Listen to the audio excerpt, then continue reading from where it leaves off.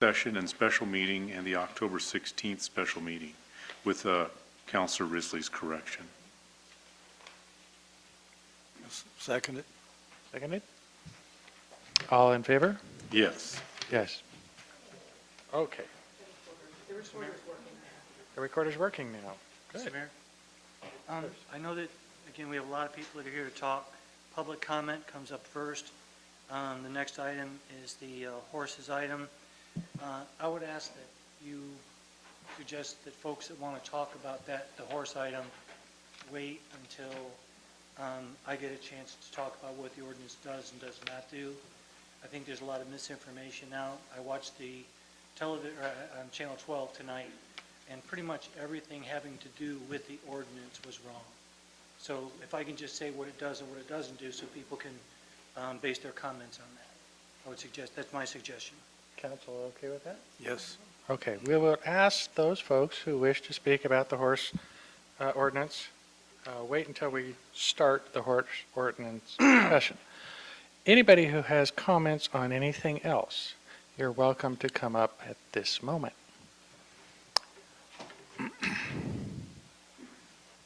Thank you. I'm Dan Seifer, and I'm here on behalf of the Arch Cape Domestic Water Supply District. You're considering as agenda item 5 our request that you write a letter of support on behalf of our application to the United States Forest Service for some money to purchase our watershed, much as Cannon Beach did previously. I won't belabor this topic. I don't think there's going to be a lot of interest in it, but we do very much wish to take control of our watershed. We supply domestic drinking water to the community of Arch Cape. We have an intergovernmental agreement with the city, as you may know, that provides aid and assistance mutually back and forth, pursuant to which you've provided service and personnel to our district. And more recently, we've provided service and personnel to your district. We feel like we're part of the community, and we would ask for your support.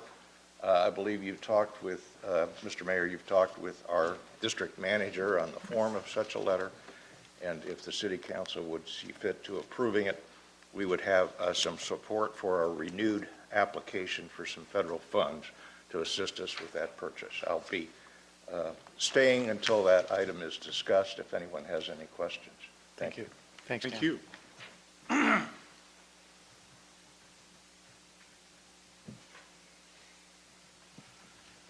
Good evening. Joyce Lincoln, P.O. Box 279. I won't be horsing around up here. I'm going to get right to the nitty-gritty here. Cannon Beach, our home, our community. What is it that's distinct about Cannon Beach? How do we define it? Well, some definitions from the media include U.S. News and World Report said we are one of the top 30 coastal art towns internationally because of art festivals and art galleries. Carmel, Laguna, distinctive places of natural beauty and arts destinations. Cannon Beach is one of the most beautiful places on earth. Thank you, National Geographic. The stronger our economy, the stronger our culture is, and most importantly, the stronger our economic community. Heads and beds benefit all of our community.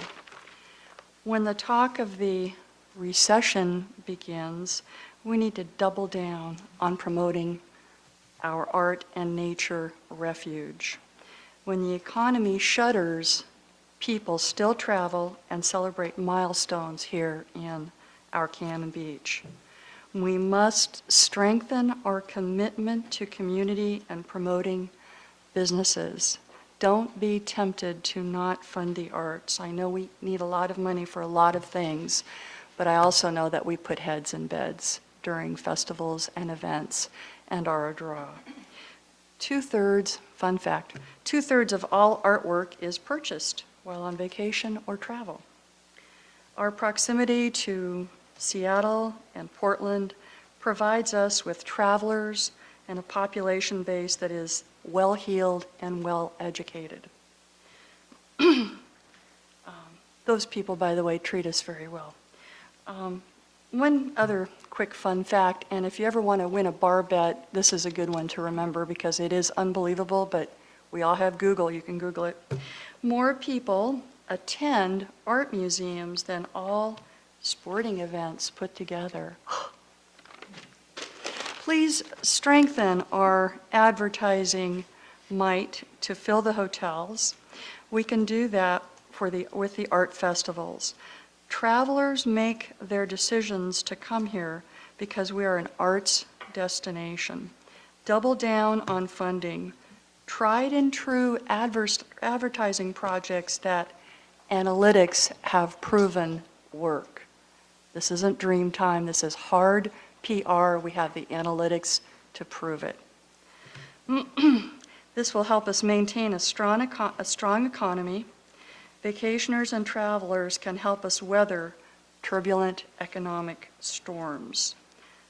By the way, last recession, 40% of all galleries in America closed. That's why I'm talking about this. We're a destination and a refuge. We're a place of excellence and beauty. Branding is so important. That's that advertising junk again. The audience we want will fill our mandate of heads and beds. Please fund arts advertising and promotion, please. We are an arts and nature-based economy. That is our brand and that is our economic driver. Please support arts funding. We are not weather dependent, the arts. We are an arts destination year-round, including theater and music. Thank you so much for your attention. The arts attract the kind of visitors that we want. People come, international, can't read my writing, international visitors come to the area for wine. Art will entice them here. They don't have to just stay in the Willamette Valley. We're a perfect triangle, travel triangle with Portland. This is so easy. All we have to do is want to do it and promote funding for the arts. Thank you so much for your time, and this looks like an interesting evening. Anybody else? Okay, we're going to move on. Last chance. Okay, now we're going to go straight to our first topic. Consideration of ordinance for the purpose of amending council for on Chapter 612 for horses. Bruce. Thank you, Mr. Mayor. I want to talk about what the ordinance does and what it does not do. Section 1A, no person shall allow horses under their control to enter any city park or city parking lot with the exception of horse trailers for temporary loading and unloading of animals in the West Shirley parking lot and the east end of Elk Creek Road. So we are not doing any more restrictive than what we are currently. It's notable that Tolovana parking lot is not included on here, but we don't control that parking lot. That's a state park function. So people can still go to that location. It's just not included in our ordinance. It said horses are allowed on public right-of-ways, the right-of-way, and on the beach. There's no restriction saying that you cannot have a horse on the beach. It does say that all horses must be bucketed wearing a manure catching device at all times, and that is when we're talking about inside of the city limits. There is no requirement that a horse is bucketed on the beach, but if a horse is going to be, or if people are going to unload horses, say at Les Shirley, and they are going to walk on the same trails, or ride the horses out the same trails where families and everybody goes out to the beach, then they should, this ordinance says, you will have them bucketed for that part. Once you're out on the beach, it's state parks issue, and so we can't regulate it. So if you want, technically if you wanted to take it off and put it back on when you come back into the city. Another big part of this is it says dealing with the drain system, but also it's the problem with riders that come into town and the horses defecate and it's not picked up. And we've had 36 complaints this year about that. We've had 3 open-air restaurants that complained that horses defecated in front of their business. They had clients outside, people waiting in line, and the manure was not picked up. What we have seen in some cases, that if some people, instead of picking it up or removing it, then they would kick it into the storm drain if there's a drain available, but otherwise, in many cases, it just stays there. Another thing, in some of the letters, people have talked about, what we do with with dogs and things like that. In fact, we're very aggressive on that, and we have spent almost $7,000 this year on the bags that we provide, the blue bags that we provide for dogs. And that is a situation that's, while it's not totally taken care of, I think there is enough, I don't know, maybe it's peer pressure, that if anybody sees your dog go, they're going to expect you to pull out a blue bag. So we are doing it for other animals. So anyway, that's what it does and what it does not do. Okay. At this moment, I'm going to open up the public comments on this topic alone. Again, I'm going to use the timer just so everybody has a fair amount of time. If you go less than the time, that's fine, but it is a 3-minute timer. Okay? Who wants to go first?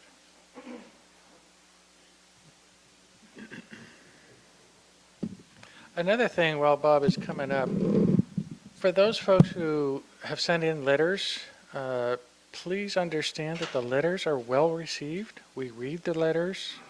The letters are in the record. They're actually, to me, permanently in the record as a letter. So if you intend to just read your letter, that's redundant. If you want to save us time and add new information, that's great. But we already have the letters, just so you know. Okay, Bob? Sam, I need your name and address my first. name is Robert Wayne. I live in Cannon Beach for almost 40 years, 787 Ecola Park Road. Thank you. So let me set that timer so it goes. So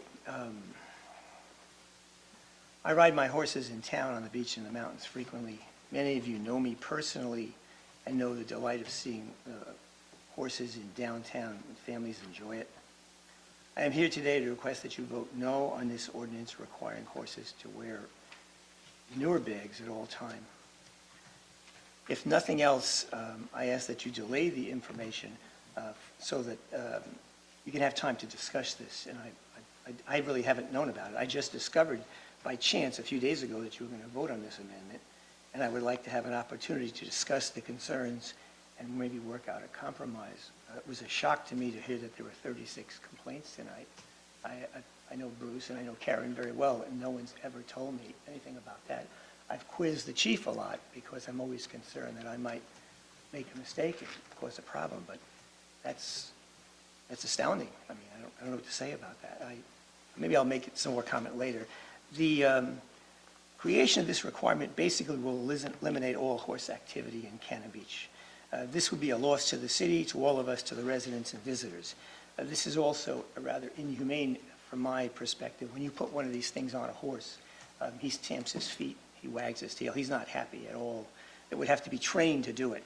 I know that horse owners have a right to ride the horses on your street, so you wouldn't be able to prevent that, but I do have to be considerate that it's a privilege to ride my horses downtown.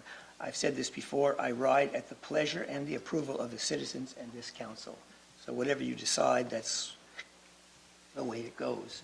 The safety of our citizens is always paramount to both of us. By the way, I have purchased incidental farm policy that protects anybody that's riding with me that I encounter in the city, so it sort of protects you and me, incidentally, and I pay for that policy every year. I pick up my manure meticulously. I've been doing it for years. I don't know where 36 complaints come from. It does happen to be sometimes in spots, you might say, near restaurants. And if that's a problem, I have to deal with it. I have no idea. I have made known my willingness to even pay a fine. I think you should, that's what I think you should look at, maybe if we get together and talk. But I don't leave manure behind. The police have my cell phone number, and whenever anything's left behind, Rick, Jason, called me once or twice, maybe rarely, that I left poop. I chased one poop down, and it turned out to be an elk poop, right in downtown. Had to go back and get it. Scientific analysis, let me see how I'm doing for time. Almost done, Bob. Oh, gosh. Yeah, scientific analysis. I've given you material why horses should not be singled out. There are literally dozens of other culprits, cats, dogs. Stop that thing from going. Thanks, Bob. Okay, well, the thing is, I wasn't notified about this. And just one last thing, Sam, show them the bag. Check this out. This is what you want to put on a horse's butt. I mean, that's going to hang off with 10 pounds of manure, and you expect him to ride around in it? I mean, you don't really know what a horse will do with that behavior. And incidentally, some people... Go, baby. Yeah, there's articles about how it falls down around the horse's legs and they can trip. That bag is meant for short parades that don't have people behind to be scoopers. That's what it's meant for. It's not meant for a regular ride or for any other purpose. You'll never see it on parade horses. Look at your Rose Parade. There isn't a damn horse in the parade that has one of these things on. Some parades are required occasionally. And the last thing is you're going to affect the whole state when you do this, because there's lots of other small towns that are watching you. A lot of other people, I think, want to talk, so I'm done. thanks for the Thank you very much. I got show and tell. So who would would like to speak? I know, I saw people signing up, so.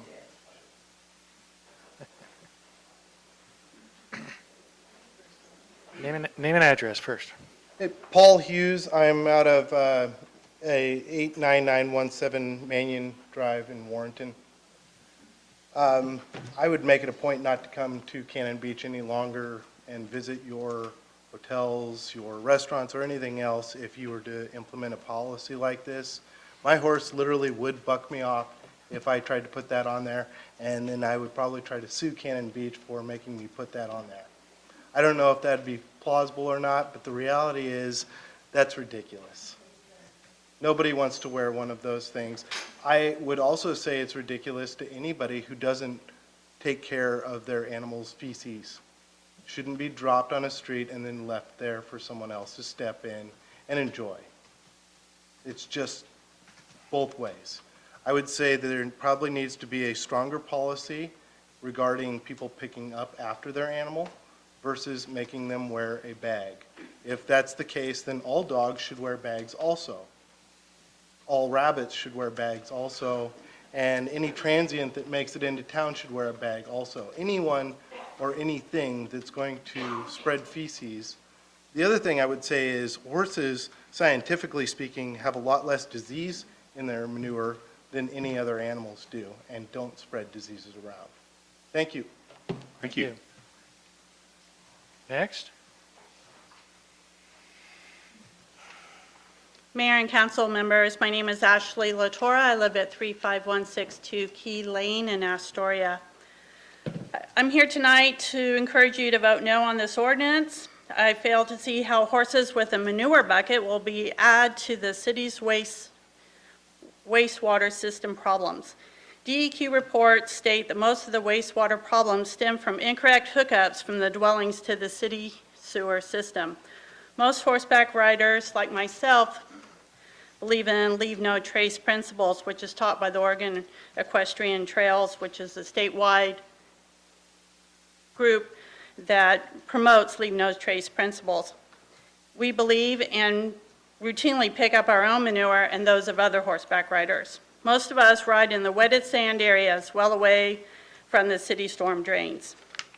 Neither of the proposed locations for loading and unloading are set up for horse trailers. The fact you are proposing parking east of 101 may invite a rider to try to cross 101, and that would be a dangerous situation for everyone. Many tourists enjoy riding on the beach, whether they bring their own horses and buy meals and gas or rent from the local horse rental business. The passing of this ordinance would reduce tourism dollars spent here in Cannon Beach. We can all go and ride our horses elsewhere. Not to mention the hardship this would place on the horse rental business right here in your own city. I urge you to vote no on this proposal. Thank you for this opportunity.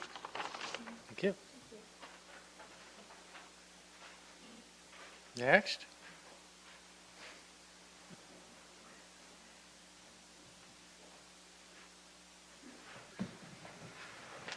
My name is Diane Berry. I live at 89605 Lewis and Clark Road, Astoria. I didn't come prepared to speak tonight, so I'm just going to speak from the heart. I have had horses since I was in the second grade. I know pretty much everything about them, about their habits. I've ridden in the mountains, I've ridden in the beaches. I have not ridden in Cannon Beach, and I don't really plan on it, but I hate to see you guys do something that is going to stop others from the pleasure of riding out of Cannon Beach, and especially the dude string, because that is a very long historied business here in Cannon Beach, and I know that the tourists love those, as well as they love seeing our horses on the beach.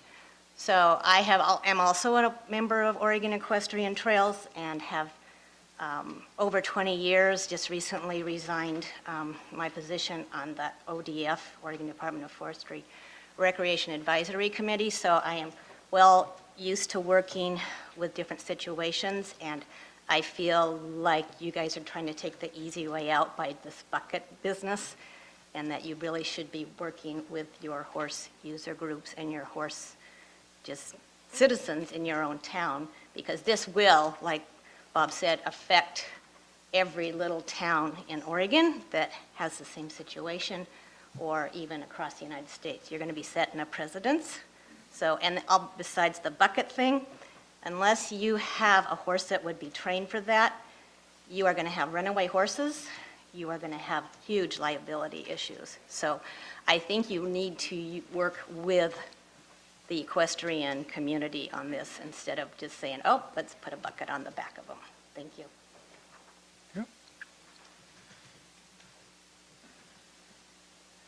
Next.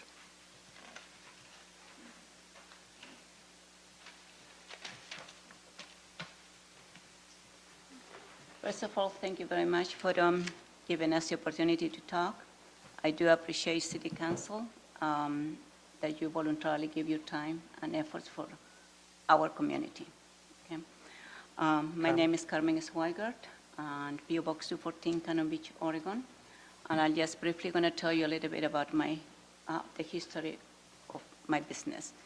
The Sea Ranch has been in Cannon Beach since about 1952. Okay. My family bought the property then, and it bought the south part of the Ecola Creek, and then it was Elk Creek. And they had about 70 to 80 horses at the time, and they were all pastured over there.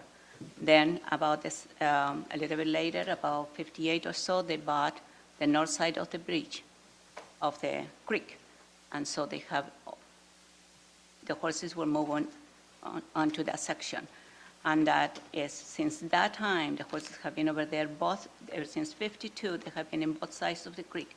There has never been any complaint saying that the manure was damaging the water sources. I could say you that sometimes the overflow of our sewer may damage the water sources, but not the manure. There is not any scientific evidence that has been proved that the horse manure will create toxicity and endanger humans. And I would like for you to show me if there is anything like that. Okay. Now you are saying our city manager says that the horses are going to have the bucket thing or whatever you call it, during the city, along the city, not on the beach. Fantastic. I ride my horses mainly on the beach. But how do I get to the beach? Am I going to fly my horses? How am I going to get there? They're going to have the trail belongs from my property over there to the beach. We have a trail that we keep, and this also city keeps since they have been putting the bridges for the horses to go. At that time, the compromise with us was that they will maintain those bridges. So when every year I go, we do our part, and then I go and I request if there is any repair that has to be done. We try to regularly, when we have the business offer, which is only even less than 4 months a year, and we are constantly going to the beach to pick up the manure. Sometimes maybe we left one or two, and my horses ride along the edge of the water, so that when the tide comes in, it washes out. Okay? So I really don't see how come this issue could come back and force me, to put those horrible bags that is cruel to the animal. I just have to assume that the people who suggested that have nothing to do with horses, or they haven't read anything about horses. Horses are therapeutical. Horses are lovely animals. They want to be your friends. You have to really know the animal to be able to do something like not to do something like this. I find it very difficult to believe that this one could be happening here in Cannon Beach. It also bothers me that one day I read in the paper that bring your animal, your doggy for blessing at Sandpiper Square. So we bless one day the animal, the next day you're passing this ordinance. You're suggesting that this Carmen? ordinance should be approved. Thank you. Time's up. You're welcome. Thank you for listening. Next. Hi, I'm Kelly Stearns of Astoria, Oregon. I've had horses since I was 5 years old. I've really enjoyed riding in Cannon Beach. I actually do stage in Tolovana and ride in. But I don't think that you should restrict horses from Cannon Beach completely. I think you should come up with a resolution that would work for everyone, maybe restricting where horses do pass through town. But beaches in Oregon are for the use of the public, and equestrians are part of the public. Also, elk poo and horse poo are very similar. Trying to restrict one is pretty much a ridiculous notion. The bucket system that's come up, those are generally not used by normal riders. I can't even give you a percentage, but I'd say it's less than 5% of riders would even know how to use them. They're very common for cart horses in San Francisco and in New York, but we are not big city people, and we do not have cart horses here that use those kind of bucket systems. So that would be very dangerous for many riders to try to use one when they're not familiar with it. For example, there are other solutions that can come up for this. We have a manure station, which is a centralized location to drop off horse poo, and we use one at parking lot A in Fort Stevens. It's been very successful, and all the equestrians that stage out of parking lot A in Fort Stevens do use that local manure station. There are a few alternatives that you could use to fund that. You could ticket those who violate the Leave No Trace ordinance if you'd like to create one of those. You can sell licenses to people to park horse trailers to help fund the manure station. And again, the spirit of the law in Oregon is that our beaches are owned by the public, and I urge you to leave access to equestrians through Cannon Beach. Thank you. Thank you.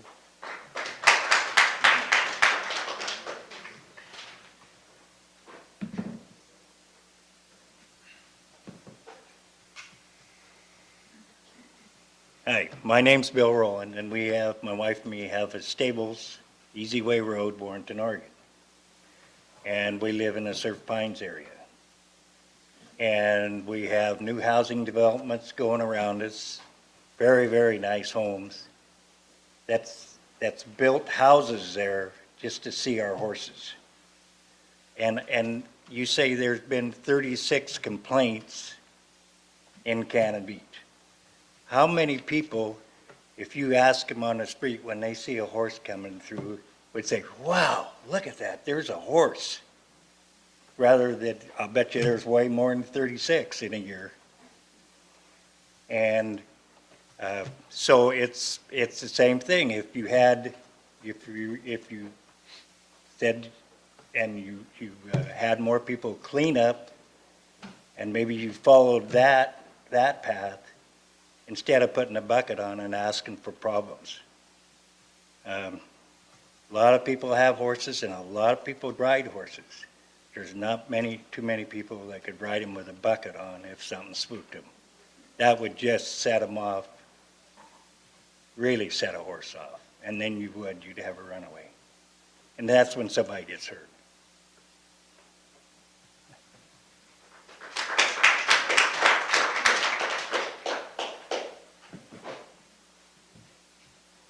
Anybody else? Please. My name is Richard Henry. I live in Post Office Box 248 in Cannon Beach. I've never been on a horse. I'm a marketer by background. Hold your applause. And, I listened to this young lady talk about getting people into town. You've got initiatives to try to solve the problem of the fact that things get quiet during the week. Well, art's a good way to get them here. But when I see every day when I'm in town, going to my post office box, first of all, I've never seen any horse droppings in my life, even though I understand that they're relatively benign. But I do on weekends see people who are excited about seeing the horses. I see people who've probably never seen a horse before actually be happy about it. So I don't understand why you're going at this with a restrictive ordinance that will shut down horse activity in the downtown. We all sit in restaurants, we might see a dog defecate in front of us, and you're right, it's not tasteful, but we don't jump to the conclusion that we got to do something about that other than you hope they're going to pick it up. I don't know how many complaints you get about dog do in town compared to horse. I'm sure you get a lot. So I would just say, it sounds like there's a more reasonable way to go at this. Thank you. Thanks, Richard.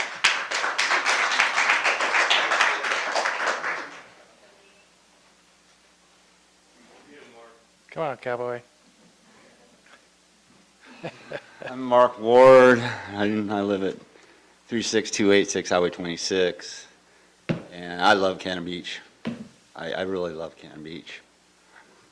I've spent a lot of time here, and one of the things I love absolutely the most, and I found out about this at 10 after 6, and the first thing I thought of was Dr. Wayne. He's an iconic figure in this town.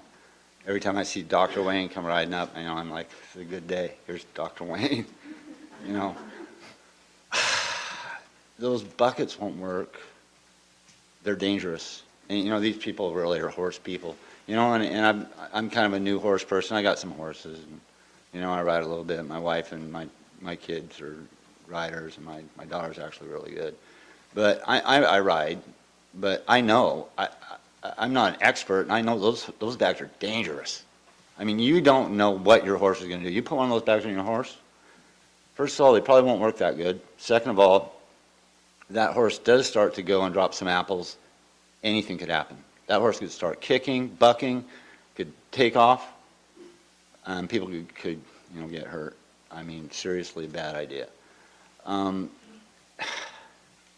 36 complaints, that's a problem. Where are those complaints coming from is one question that came to my mind. And what other options are there? Because the bucket is a terrible option, and also taking Dr. Wayne off the streets is a terrible option. You can't do that. The other option is people who are that irresponsible, if there's a drunk driver, they get cited, they get punished. If there's someone that's, if their horse is dropping apples on the street, they should get punished if they're not picking it up. There should be some other way to deal with this that affects the person that's being irresponsible. Because it is really an irresponsible thing to let your horse, drop by a restaurant and then just wander off. That's irresponsible. I agree with that. And, but also if someone says something about, how many, I think it was Bill said, how many people, and I see this, when a horse comes by, people, everybody there was like, it's a horse in the streets of Cannon Beach. There's, when I tell people why I love Cannon Beach, the first thing I say is because you can ride a horse there. You can ride a horse. That's why I love Cannon Beach. That's the first thing that comes to mind. There's lots of reasons I love Cannon Beach. That's the first thing I mentioned. It's special. It's really special that people can ride their horses. And those buckets won't work. But we're right back to that. It's dangerous. There's got to be another option. And, as far as the beach goes, I spend many days, hundreds of hours on the beach here cleaning these beaches, from Ecola to Silver Point, and I survey every inch of the beach. Very little manure on the beach. Time's up, Mark. Very little. My time's up? Yep. Thank you. Please vote no.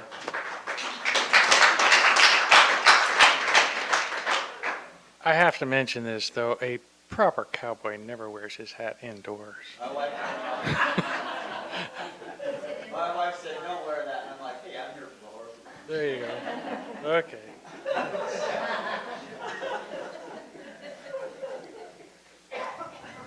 Hi, my name is Susie Henry. I'm at Post Office Box 248, Cannon Beach. I'm here to ask you to vote no on this thing. I think you'd have to pay a lot of money to have the kind of positive influence that Bob and his horses have in town. I've seen many times where all these people gather around him. He usually has his famous red something or other going on. It's attractive and delightful, and I know he's very responsible about picking up after his horses. And he's looking for you to go after him if he misses a time. I think it adds to the charm of the city, and I think there's got to be another way, other than using those ridiculous buckets, to manage any kind of manure problem you seem to have. Also, were the 36 complaints from 36 different people? Wow, okay. I hope they can find happier things in their life. Anyway, I think the horses are just charming in the city, so thank you for listening.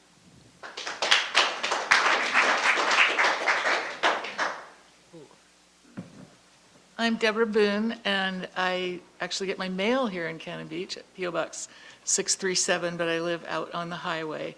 And I've lived there for 45 years, and we've had horses throughout the years. My daughter was a horse person. I was briefly until we had Arabs, so you do the math. Anyway, she used to bring them down to ride on the beach, and that was a big deal. Get off somewhere. I don't know where they parked. I did not drive the trailer. But it's just occurred to me, listening to the testimony here tonight, there's a lot of people who, it sounds like they weren't consulted. And so I think in any, constrained issue like this, where you have the people who want it and people that don't, it's good to have them all get together at the same time, and talk about, just duke it out. We did this with a lot of things. When I was in the legislature, there were times when the same people would not get in the same room on opposite sides of issues. And when you could get them in the room, I'm not talking about committee hearings and stuff. We always, on contentious issues, had more than one hearing so that people could have the first one, go back, think about it, talk to whatever. And it also occurs to me that this is a perfect time for a scientific approach to this. We used to get readings from whoever took the readings on the water, and I don't recall seeing Ecola Creek, or Elk Creek as I called it, getting high readings. It was more down south. So, and I suppose I could dig out the emails if I could access them, but they cut me off when I left. So, and I used to read them, so I read all those deals. But it just sounds like maybe it's too soon to make a decision on something this contentious in town. And I have to say, I have also been in the situation of being at the post office and seeing Bob and having people kind of going like that. Well, we get famous people here too. And Bob, not that you're not famous, but you're that close, You're right up there with Arnold Schwarzenegger and, Tom Berenger and those guys. But people love to see that, and it is unique, you don't see that everywhere. So I think it's kind of a tourist attraction. And he's always just dressed to no offense, Mark, you look like a cowboy, but Bob, when he's done up, he is the cowboy. So I hope that you'll give it some more time maybe and consider it. I know that committees can go on in issues, but this is a big deal, obviously, all these people here. So that, I guess you can tell I'm opposed to you taking this vote tonight, unless it's to can it. Thank you. Thank you.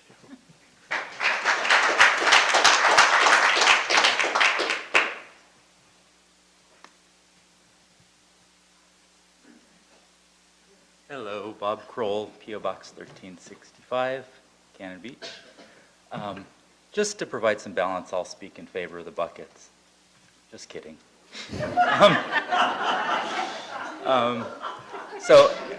I'm a veterinarian, and I just want to speak with a little bit of medical expertise that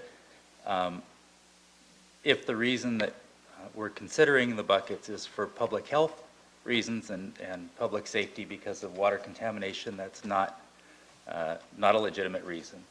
There is very little health risk with horse feces because they're herbivores. They don't have carry infectious diseases that are typically a concern for people in their feces. And I just gave a talk in the city about zoonotic diseases, and that's the kind of things E. coli, Giardia, Cryptosporidium, Salmonella are, if they're found, there was a scientific paper, which I think Dr. Bob has entered into evidence, or into the record, that I provided, but they're just very low quantities that are not considered health risk for people. So, that's all I have to say. Thanks, Bob.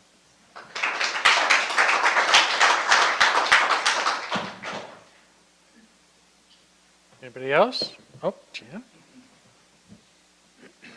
Jan Siebert Warman, P.O. Box 778. I just wanted to second or third or fourth the idea just to take a little more time with this and see if something can be worked out for everybody, because it's very important that we get this right. Thank you so much.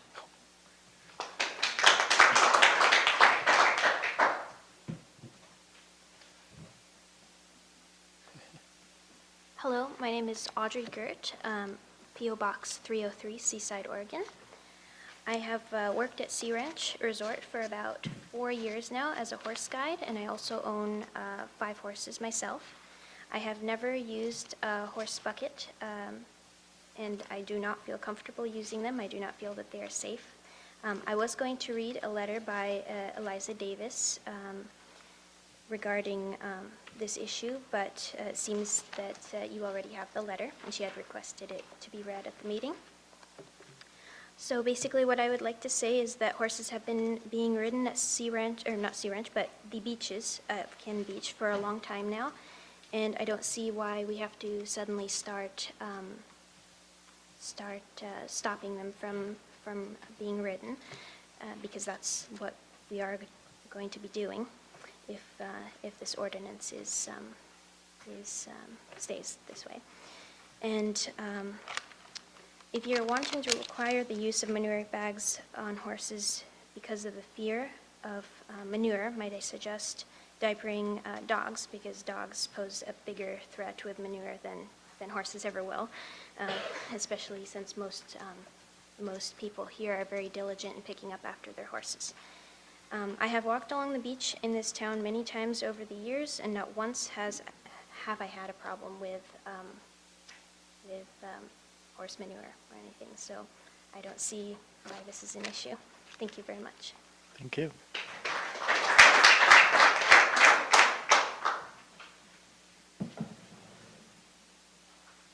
Anybody else? Last call. Thank you all for speaking. We will now move on for our discussion, deliberation.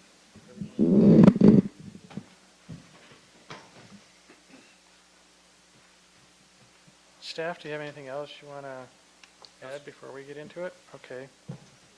I'm going to ask the council.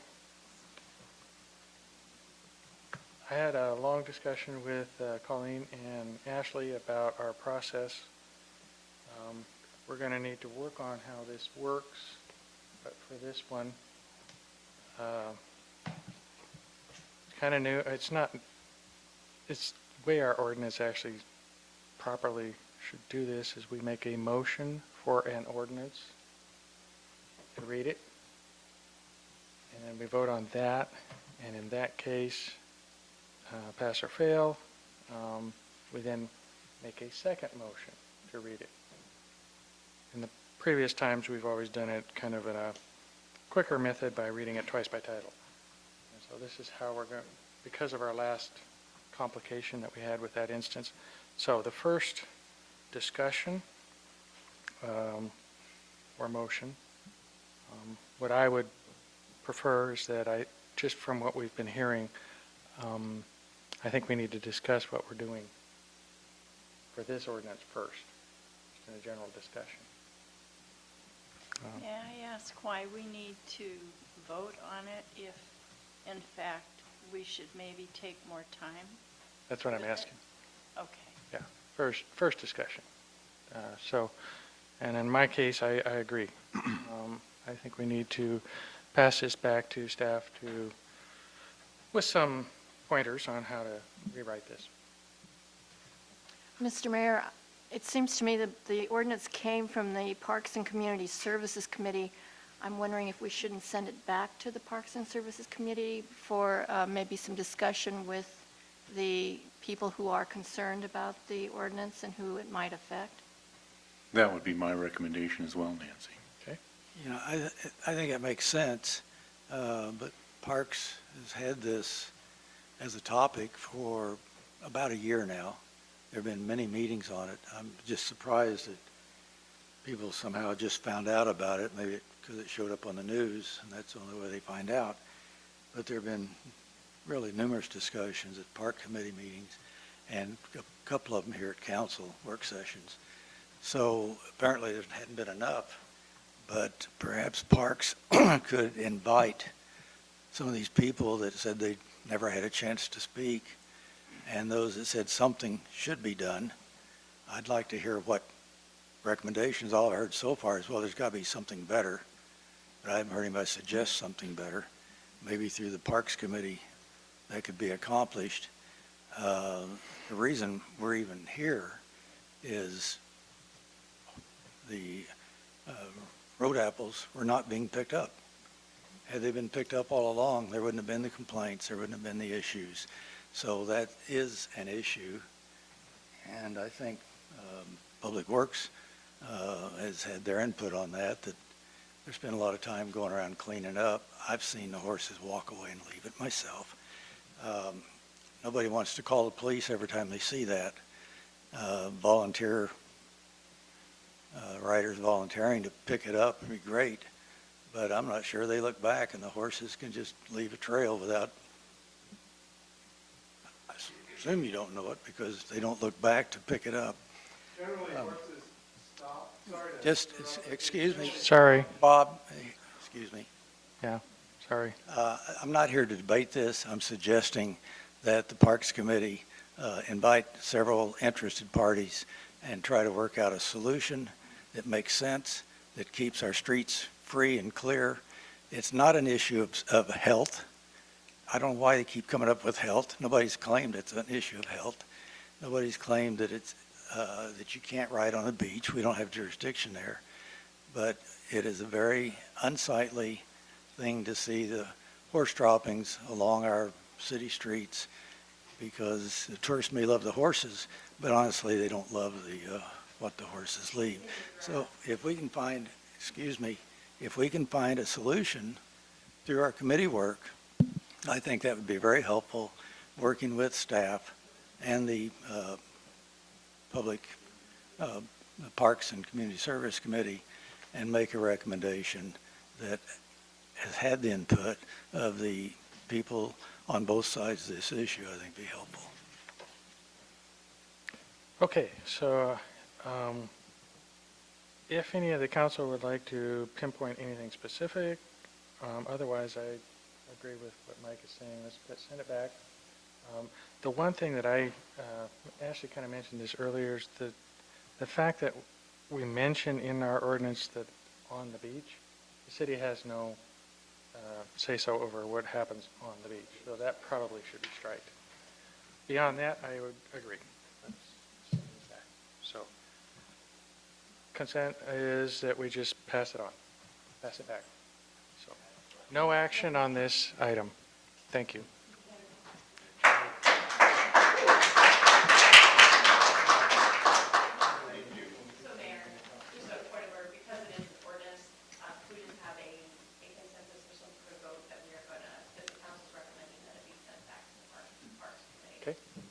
Mr. Mayor, I move that the ordinance, I don't know what the number is, it says 19XX, be sent back to the Parks and Community Services Committee for more work and discussion with owners of horses and those who are concerned about the ordinance.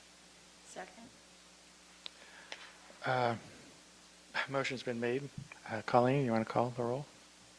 Councilor McCarthy? Yes. Council President Benefiel? Yes.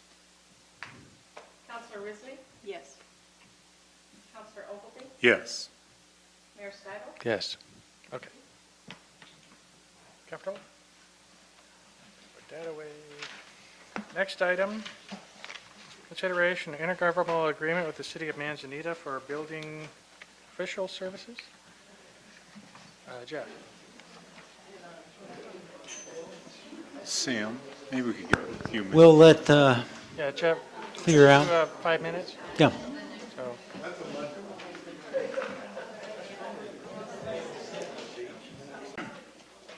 Jeff, we're going to talk about Manzanita Building Services. Yes. So currently, we're operating right now under an intergovernmental agreement with Manzanita for building official services and inspections. And it's at 20 hours per week. So splitting time for our current official, Alton Brown, Butler, splits his time between here and there. Well, it's phased down at least the last 6 months for 15 hours at Manzanita, and they would like it to be at 10 hours, and so it's out of date intergovernmental agreement. It actually, I think, officially expired about 6 months ago, and we're just kind of been going along thinking that we were going to amend it to 15. They would like to do it to 10. Alton's also been serving at Astoria, covering with Seaside, and so he is pulled in many directions, and we're currently working with other jurisdictions on those intergovernment agreements. So I think this will be the first of probably at least 2 more that you're going to be seeing here in the next couple months. And so I would recommend that we change this and update it to what it currently stands at. Any questions? How many hours does he get in Cannon Beach? Very limited the last month, and this is it's a concern to me because I believe right now we're starting to see a pickup in building services right now, and we're pulling him too thin, and then if Astoria hires, that also might leave us kind of out there on the ledge as well. So I'm working with the county, working with Astoria, Manzanita, and so juggling this right now. Yeah, because I have heard a complaint or two that building inspections aren't being done in a timely manner. People are waiting to get their work done, and they can't Yeah, do it until the inspection is And Astoria has been trying almost, I think at least 6 months now to hire one. I think rumor has it they've offered it a couple times and hasn't been accepted. So I think I know from Georgia, I know from Kansas as well. Building officials are hard to find right now, and a lot of them are retiring out, and so it's a difficult time for hiring good building officials. Kind of going along with what Nancy said, I see 15 hours for Astoria, 15 for Manzanita. That leaves 10 hours for Cannon Beach. And then you say that we will pick up the travel time. So there's an hour round trip to Manzanita. So now there's 8 hours or 9 hours left. An hour round trip to Astoria. We got, maybe 8 hours of his time, and yet we're picking up everything else. Yeah. And one of the questions I had is there was a dollar amount here, and I can't relate that dollar amount to the number of hours that he's working for these other cities. Yeah, it's figured into the Astoria, where they're picking that up. Manzanita, we do cover the travel cost for that. So, I think at least the last 6 months, we're not hurting on that. We are hurting in his coverage But it hasn't been a problem in Cannon Beach until I would say the last month, because we have been slow. I've never worked in a slower building service until the last couple months. So it's picking up. So we'll see how it goes. But I do want to explore other options, and we're also converting to that e-permitting. And I think that Astoria, the county, also do e-permitting, and that's going to be a bonus as well. We're not going to be doing as much kind of paperwork and that end of the spectrum. What does Alton think about all this? Of the Manzanita, or? No, his workload and Yeah. and everywhere. How does he feel? I mean, I think his primary responsibility is to Cannon Beach. I agree. Feel like he's able to do that. And I can't imagine he'd be happy with this arrangement.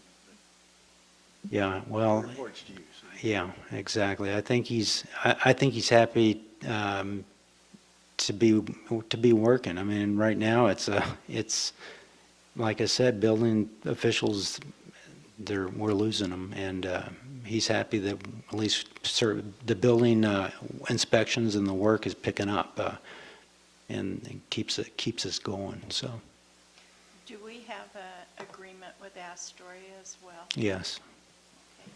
Does it fit with what this is? It's up to, I think it's up to 20 hours a week there for the Astoria one. I wasn't here when that one was signed. I was out of town on vacation, and kind of came up as an emergency situation. But like I said, I'm reached out to them to renegotiate that, because it is actually one of those that's a non-expiration date on it, and so I want to bring that into what it reflects now. If they're not, at least a month or so ago, we thought they had hired one, and so I thought we were going to be okay for a while, but we don't see any sign of that. So yeah, I want to get that redone. Will we be seeing that also? Yes, and one with the county as well. Is he inspecting, doing inspections for the county as well? No, I'm looking for them to have some backup. And so, one of my big concerns is if we lose out or Alton gets sick or something like that, we're very, we have no redundancy, as they would say. And that's our problem right now, and across the county. When Seaside, their director goes, or their official goes on vacation, Alton covers there, and so we really have no coverage, and so county we're working with them to kind of shore that up some. And what happens when Bob Mitchell decides to retire? Now, that's never going to happen, Nancy. That's very cool. Yeah, that's been, actually, before I started, I think, but every building official I've ever met says they're going to retire in the next year. So let me just put it that way. So. I guess the only other comment I have, other than, I can't assess whether the compensation is appropriate or not, but I do wonder why this Cannon Beach splits the mileage with Manzanita when the travel is solely for the benefit of Manzanita. I don't, maybe there's a reason, but. That is that was from the former contract, and we made a minor change, I think possibly to the hours, and we didn't make any other changes to the agreement. But that's been in place for a long time. When we did the contract, where the agreement with Astoria, we put them responsible for the mileage.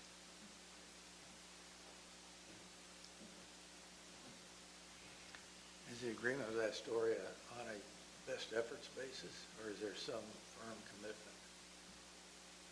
commitment? You mean for how many times? Or yeah, I think it's up to a 20-hour time limit. I can research that. I mean, we will, because we're going to be redoing that. So 20 hours per week? Seems like a lot. 20 hours per week in Astoria up to. and Manzanita. Yeah, it just seems like a lot for Astoria. I mean, I don't see how he can do it all. Yeah. I hope he's taking good care of himself. I know, and his refereeing starts this coming week, so. Okay. We need a motion or a direction? I have just one quick question before we move on for deliberation. Just to be clear about this, you're asking for the 10 hours in Manzanita, and you will bring before us an updated agreement with Astoria? I would like to have an updated agreement with Astoria and also intergovernmental agreement with the county. Okay. Clatsop. Yeah. All right, thank you, Jeff. Sure, thank you. Well, if I could change something on this, I would like to see the travel time paid for by Manzanita. And I know we've all agreed to this in the past when it was brought up, with the exception of yourself, Robin, but I mean, it just makes sense. Yeah, I agree. I would say that their council has already approved this, so it would take us to go back and amend that, but. Oh, and again, we're second on it, so one of us can talk to Cynthia about it, Mhm. if that's a condition. Do you want to do that before we make an amendment to this, or bring it back to us after they've done it, or do you want us Yeah. to do this and then take it to them? Is there a reason that it needs to be done now, other than? Yeah, because the change is being made, so I think Yes. it's a good timing on that. I think it would be appropriate for you to provide us with that direction, and then go back to Manzanita, and then have them, make their decision on what they want to do, and then approve a modified contract, and then we bring that to you. Do you have any estimate as what the travel cost actually is? I don't, it's probably like, I go down there, and it's probably 20, 25 minutes one way, so we're splitting it, and so it's probably maybe a half hour would be the difference. So are we talking travel time or travel mileage? A mileage. Mileage. Yeah. Government. It's about 12, 14. Yeah, we split the time with them. About 12 or 14. And is it every day, or is it? No, it's at most 3 days a week. Yeah. 28 times 3. So that's what, My recollection of this was to partner with Manzanita in order to help pay for the position, because at the time that we hired our new building inspector, we were quite questionable whether we had enough work for one person. And I would second that, and I would third say that we are still in that position. And that's what, I mean, we sit here and say today that he's being pulled too thin and he's not giving us enough, but this time last month, we didn't have the work for him. And if we wouldn't have had Astoria and the other, we wouldn't have had the work to keep him busy. So that's what worries me. That's why I've reached out to the county as well to start talking about what are our options out there for the future. I'm fairly comfortable with sharing with Manzanita. Done it for a long time. Yeah. Worked both ways. I think the bug in this issue is throwing in Astoria because they're having trouble hiring somebody. And I'm fine even as long as Halton has the time and we're not pulling away from the job he needs to do for the contractors here in this town, that he can go up there. That's why I want to see a best efforts basis on the Astoria agreement, not a commitment of a minimum amount of time. Yeah. And we don't have that. If we could come back with that, I'd feel a lot better. Yeah. And we need to make sure that the work in Cannon Beach is done first, and then he can do the other work. But that brings us back to Manzanita, this one. So, Brandon has brought up the concern. That was my opinion alone, and I assume Mike's. I don't know if there's consensus among the council about it. Yeah, I don't know the dollar amounts, such a, Well, I guess I'd feel a little bit better if I knew the dollar amount. Well, it's 14 miles one way, times 6, if that's 84 miles, times what's the mileage? Times 5 cents? It's like 55 cents, but is it time, Jeff, or miles? No, it's, all we're doing is paying for the gas and the mileage on the vehicle. Yeah. Yeah, time is split, yeah. So it's just gas. Does that include the mileage within the town, going to wherever? Yeah. He's using that vehicle. Well, I'm comfortable with the way it was written and the way we've worked it out. I have no problem with asking Bruce to talk with Cynthia and see if they're going to do something. So either way, I'm comfortable. If the rest of the council has strong opinions, voice them. Or make, They want us, they need to pay for us. Okay. Even if it's, 84 miles per week or something, plus 100 miles a week, I guess it is. okay, talk to Cynthia. Okay, Sounds like what we're heading for. okay. Okay? And then, I don't know if we would be able to get any kind of an agreement between now and the November 12th workshop. So are you okay if we just bring the result to the December 3rd regular meeting? Because you've already talked about it. Okay, so the next time you'll see it will be at December 3rd, and we'll have the answers. Okay. Thanks, Jeff, for that. Yeah, thank you. Next item, consideration appointment, City Hall, Police Station Vetting Committee, new member. We have one applicant who is going to join, hopefully. Gene, did you want to say anything, or? My name is Jean Williams, P.O. Box 103, Tolovana Park. I've been on the Parks Committee for 8 years and been a little bit involved with the city for about 35 years. So to me, it's kind of important to kind of give my input on how I feel about the different sites and different problems that could be, different solutions that could be made. I would be honored to be part of this committee. Great. Okay?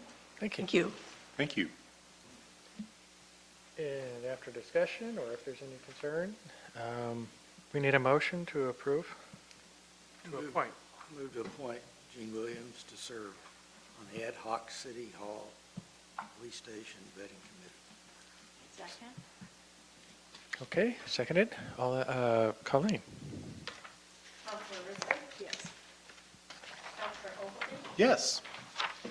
Counselor McCarthy? Yes. Council President Benfield? Yes. Mayor Steinel? Yes. And just in time, too, because the first meeting is Thursday.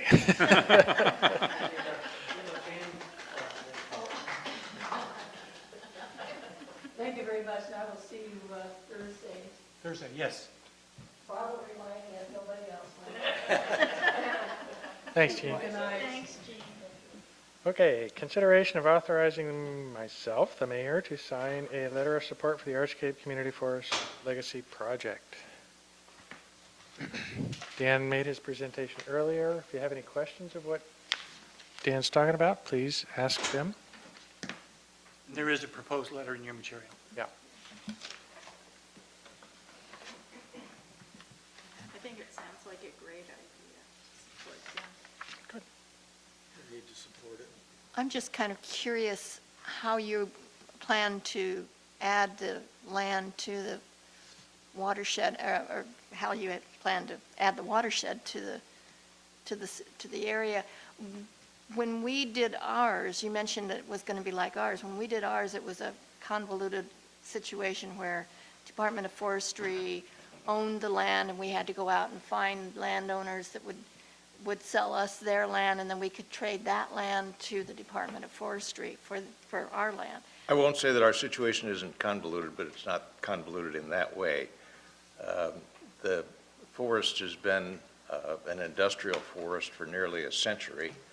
But 3 years ago, it was acquired by an investment company that had been put together specifically for the purpose of selling the property. About 2/3 of it is under contract to be purchased by the North Coast Land Conservancy. The northerly, approximately 1/3 is our watershed. So there's only a single owner involved. We are in the process of negotiating a purchase agreement. And the only convoluted part is that we need a bunch of money. So this letter of support is directed to the state and federal agencies that have already reviewed favorably our pending application for a portion of the proceeds that we need. And we are in the process of renewing that application, seeking additional proceeds from the Federal Forest Legacy Program. How much are you looking for? Our total need is probably $6 million. So if the City of Cannon Beach would like to stuff a check in the letter, we would gratefully receive it.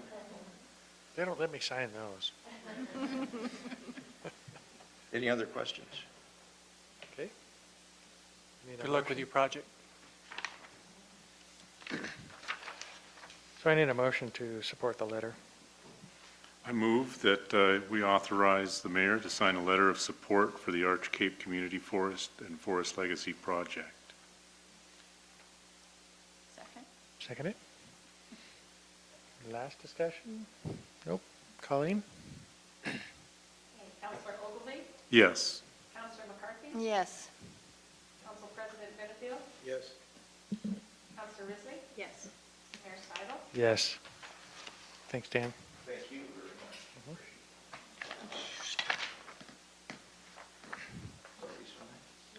much. Not to be sneaky, I signed it ahead of time. Just for that. That comes later. Okay, short-term rental task force applications. Bruce, No, turn that over to Jeff. turn that over, Jeff. Oh, I'm sorry. Yep.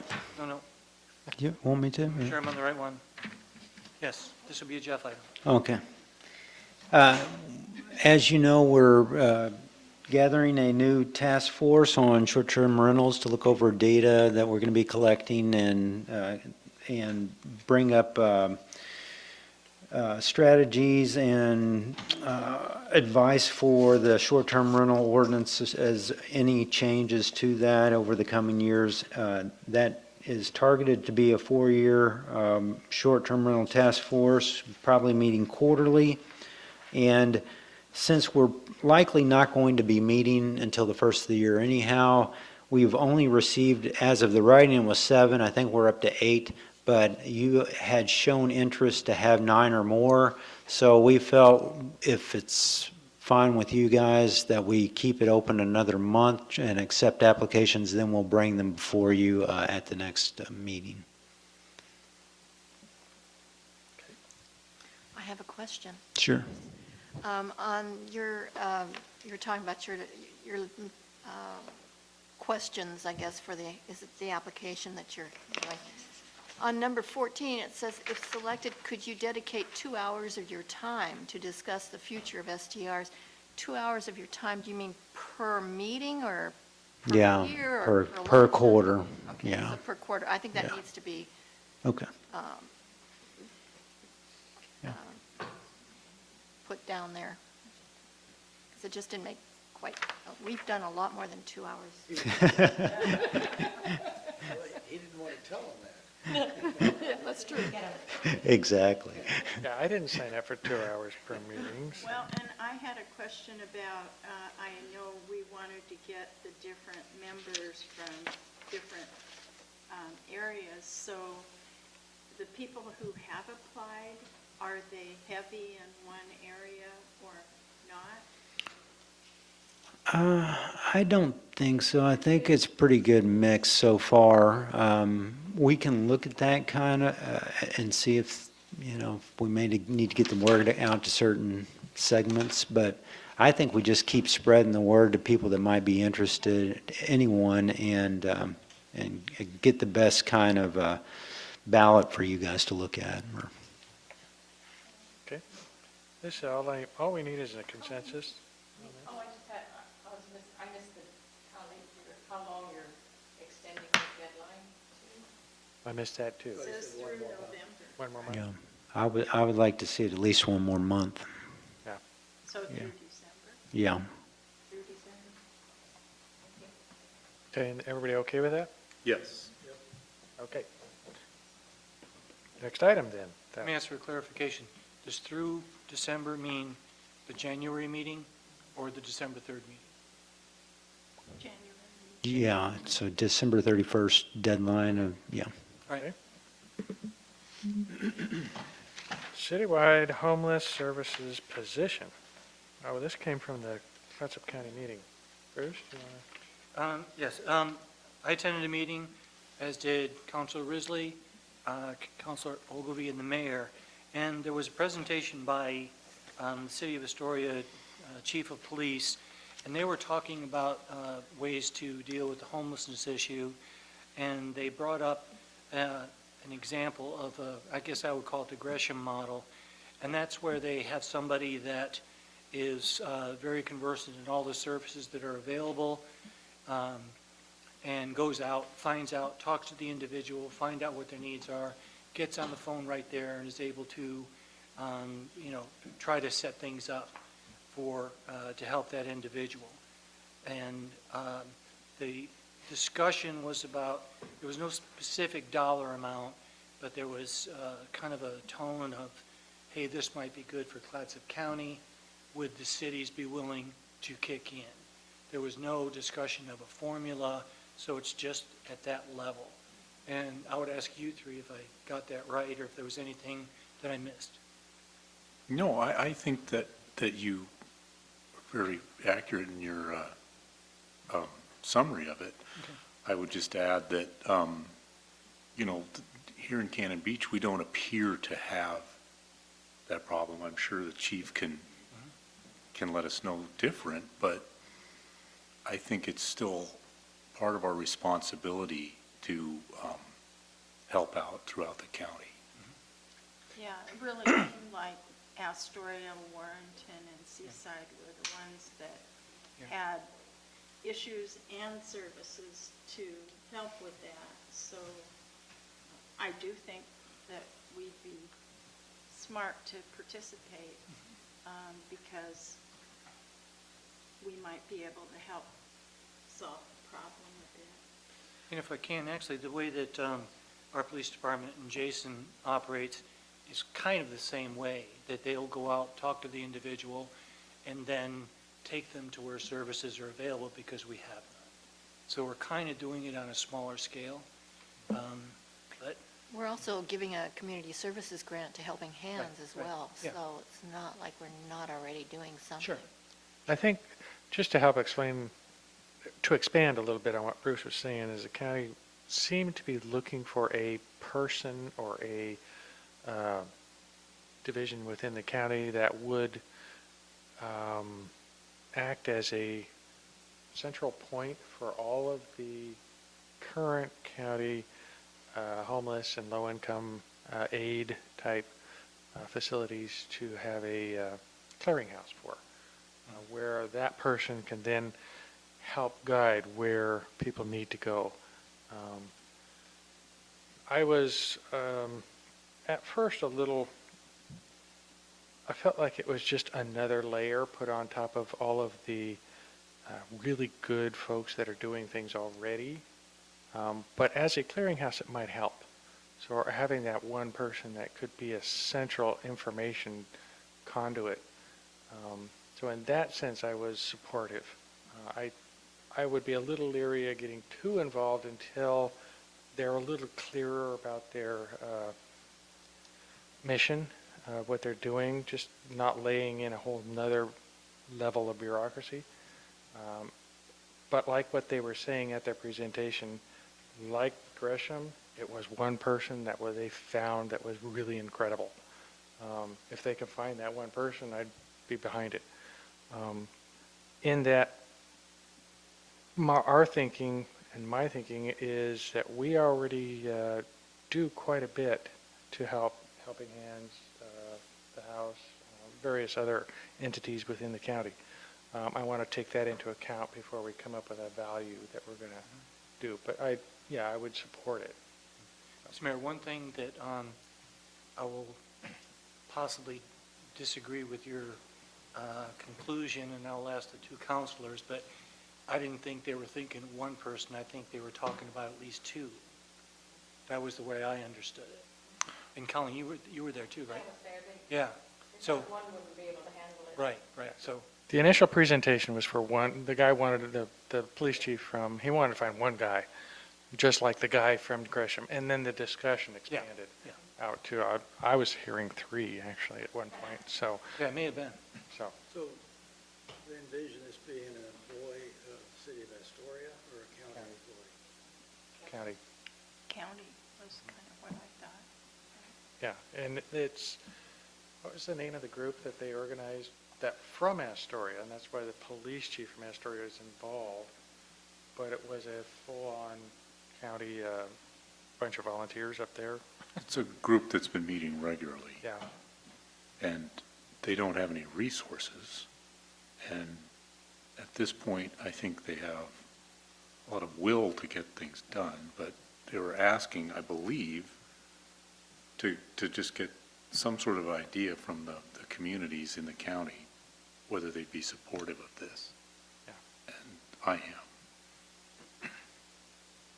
Okay, so we can say that conceptually, yes, we are, but somebody needs to get back to us with specifics. Absolutely. Okay, all right, and then if anybody in the audience were to Google, I think, YouTube, Gresham, and homeless, I think you'd see the program, if you have an interest. Okay. Thank you, Bruce. Thank you. I'll pass that on. Okay. Probably start with the county. Okay, our last item is utility rate modeling, scenario number 5. Carolyn's coming, so I've got my 3-minute timer, Carolyn. Carolyn? Yeah? 3-minute timer. Oh, I get 3 minutes? Oh, good.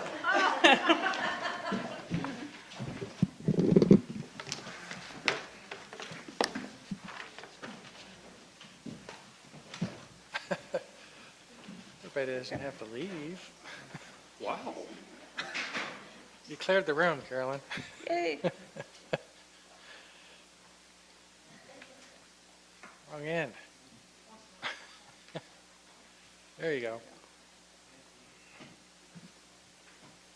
Ready? Okay. Part 3. Here we are. So the first page here is background. It's kind of similar the last time around. Just the sequence of events that we've gone through starting in February 2018. The last session in September, we talked primarily about scenario 5, and we're going to come back to you today to give you some detailed numbers on the scenario 5 for the utility rates. Page 3 is a summary of the current customer database, the split between residential and commercial customers, and the usage and the revenue that are obtained from each of those customer types. You can see usage is evenly split between the customer types, residential and commercial, but the residential customers are providing 60% of the revenue. One other thing to keep in mind is that the number of connections is dominated by residential customers. About 88% are residential and about 9% are commercial, and the other 2% are government connections. And just a note, the data that was used for this analysis, October 2017 to September 2018.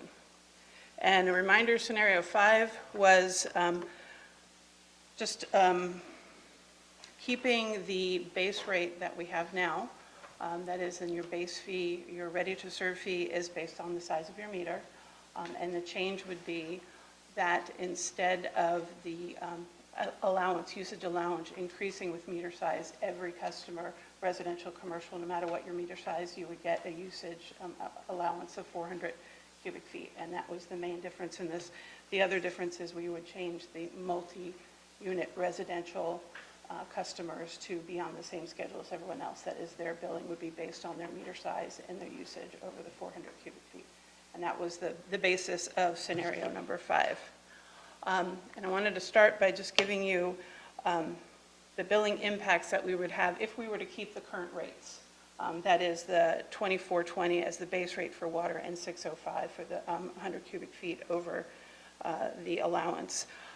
And just running those numbers, the total revenue that would be realized is $1.355 million for the year. And again, that's based on the data that that data span we were talking about. And if we were to keep those same rates, 1,560 customers, that is all the 3/4 inch meter customers, residential and commercial, they would see no change to their billing.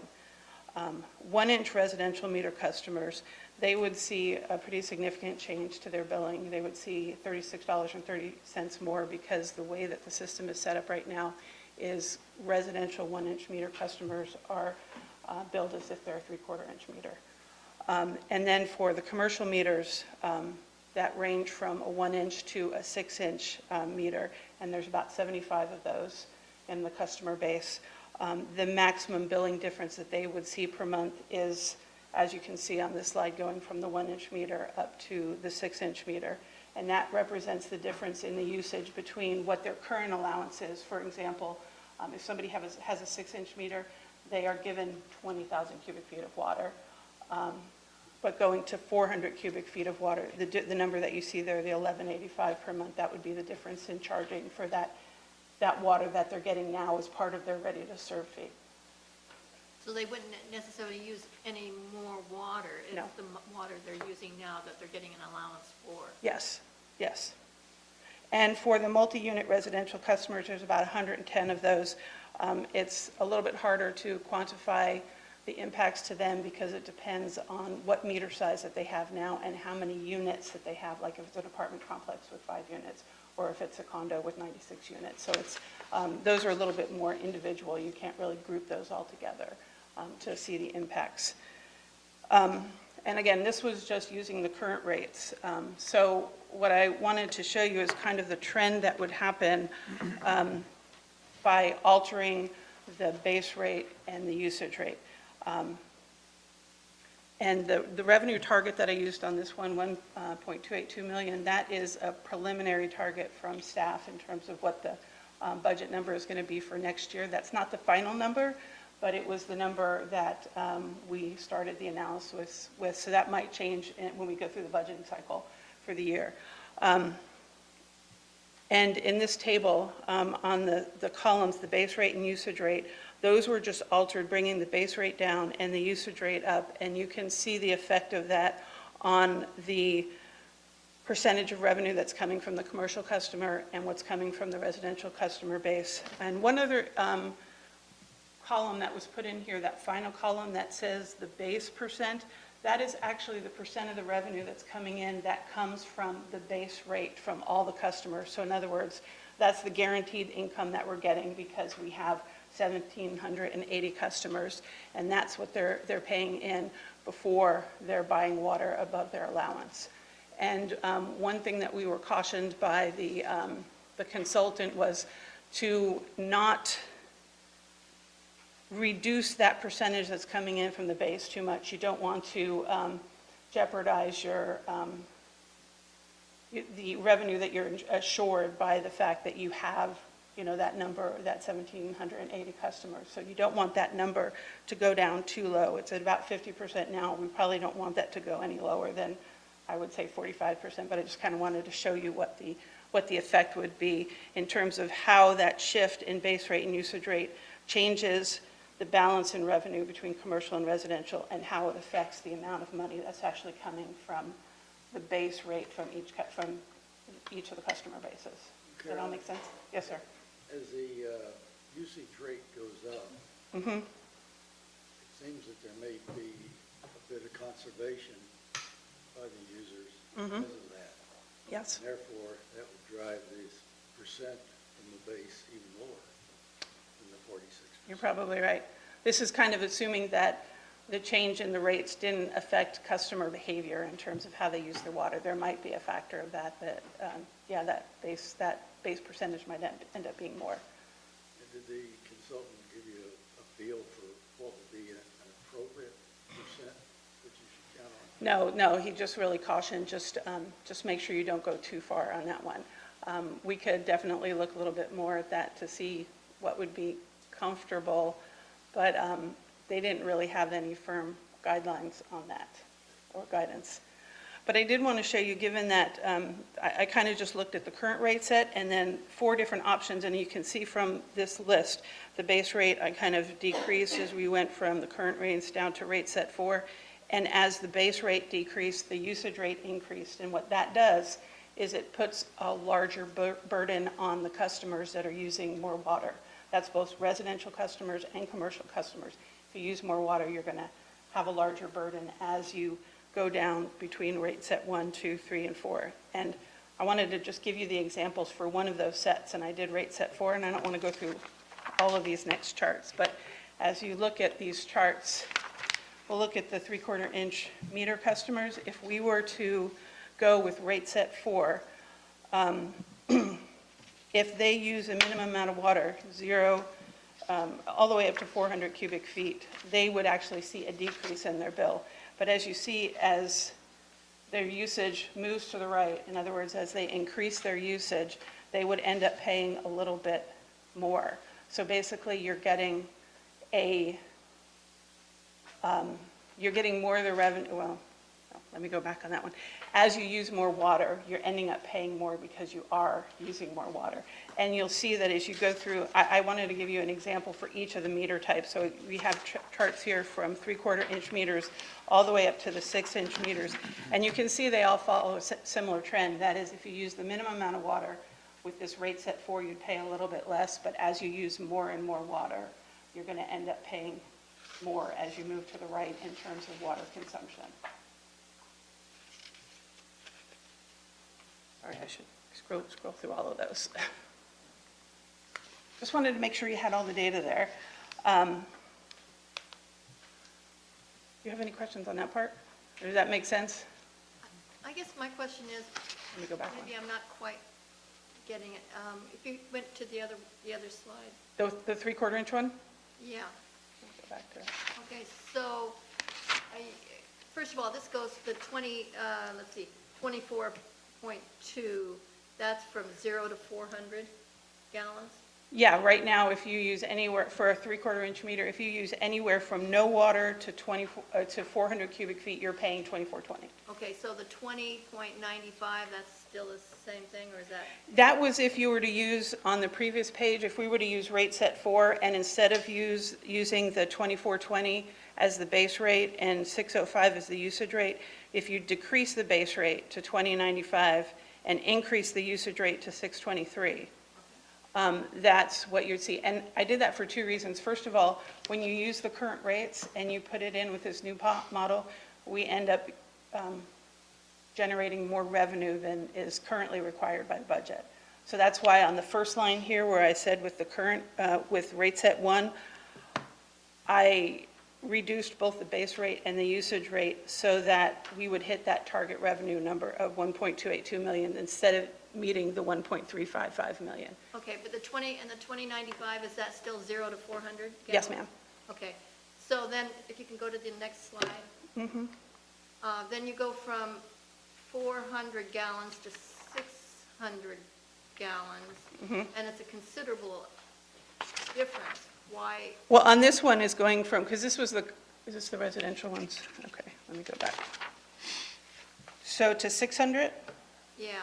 So when you go from 400 to 600, you're ending up paying for 200 cubic feet of water at $6.05 per 100 cubic feet. So you're paying an extra $12.10 to go to 600. And that continues on as you go to the right here. So I kind of wanted to give you an example that would theoretically cover the standard or the regular usage for like a 3/4 inch meter user.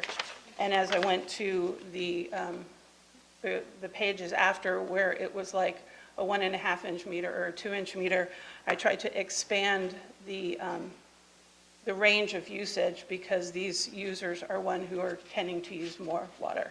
So this was really just so you could kind of see what the difference would be with this particular rate set, and to see that the trend for all meter types are really the same. You know, as you go to the right, you end up paying a little bit more than you would be paying now, because, again, for all of these larger meters, they're now paying for the water that they're using over 400 cubic feet. What that means is they're paying a true ready-to-serve base rate, getting 400 cubic feet of water, as everyone is, and then everyone is paying for any usage over 400 cubic feet.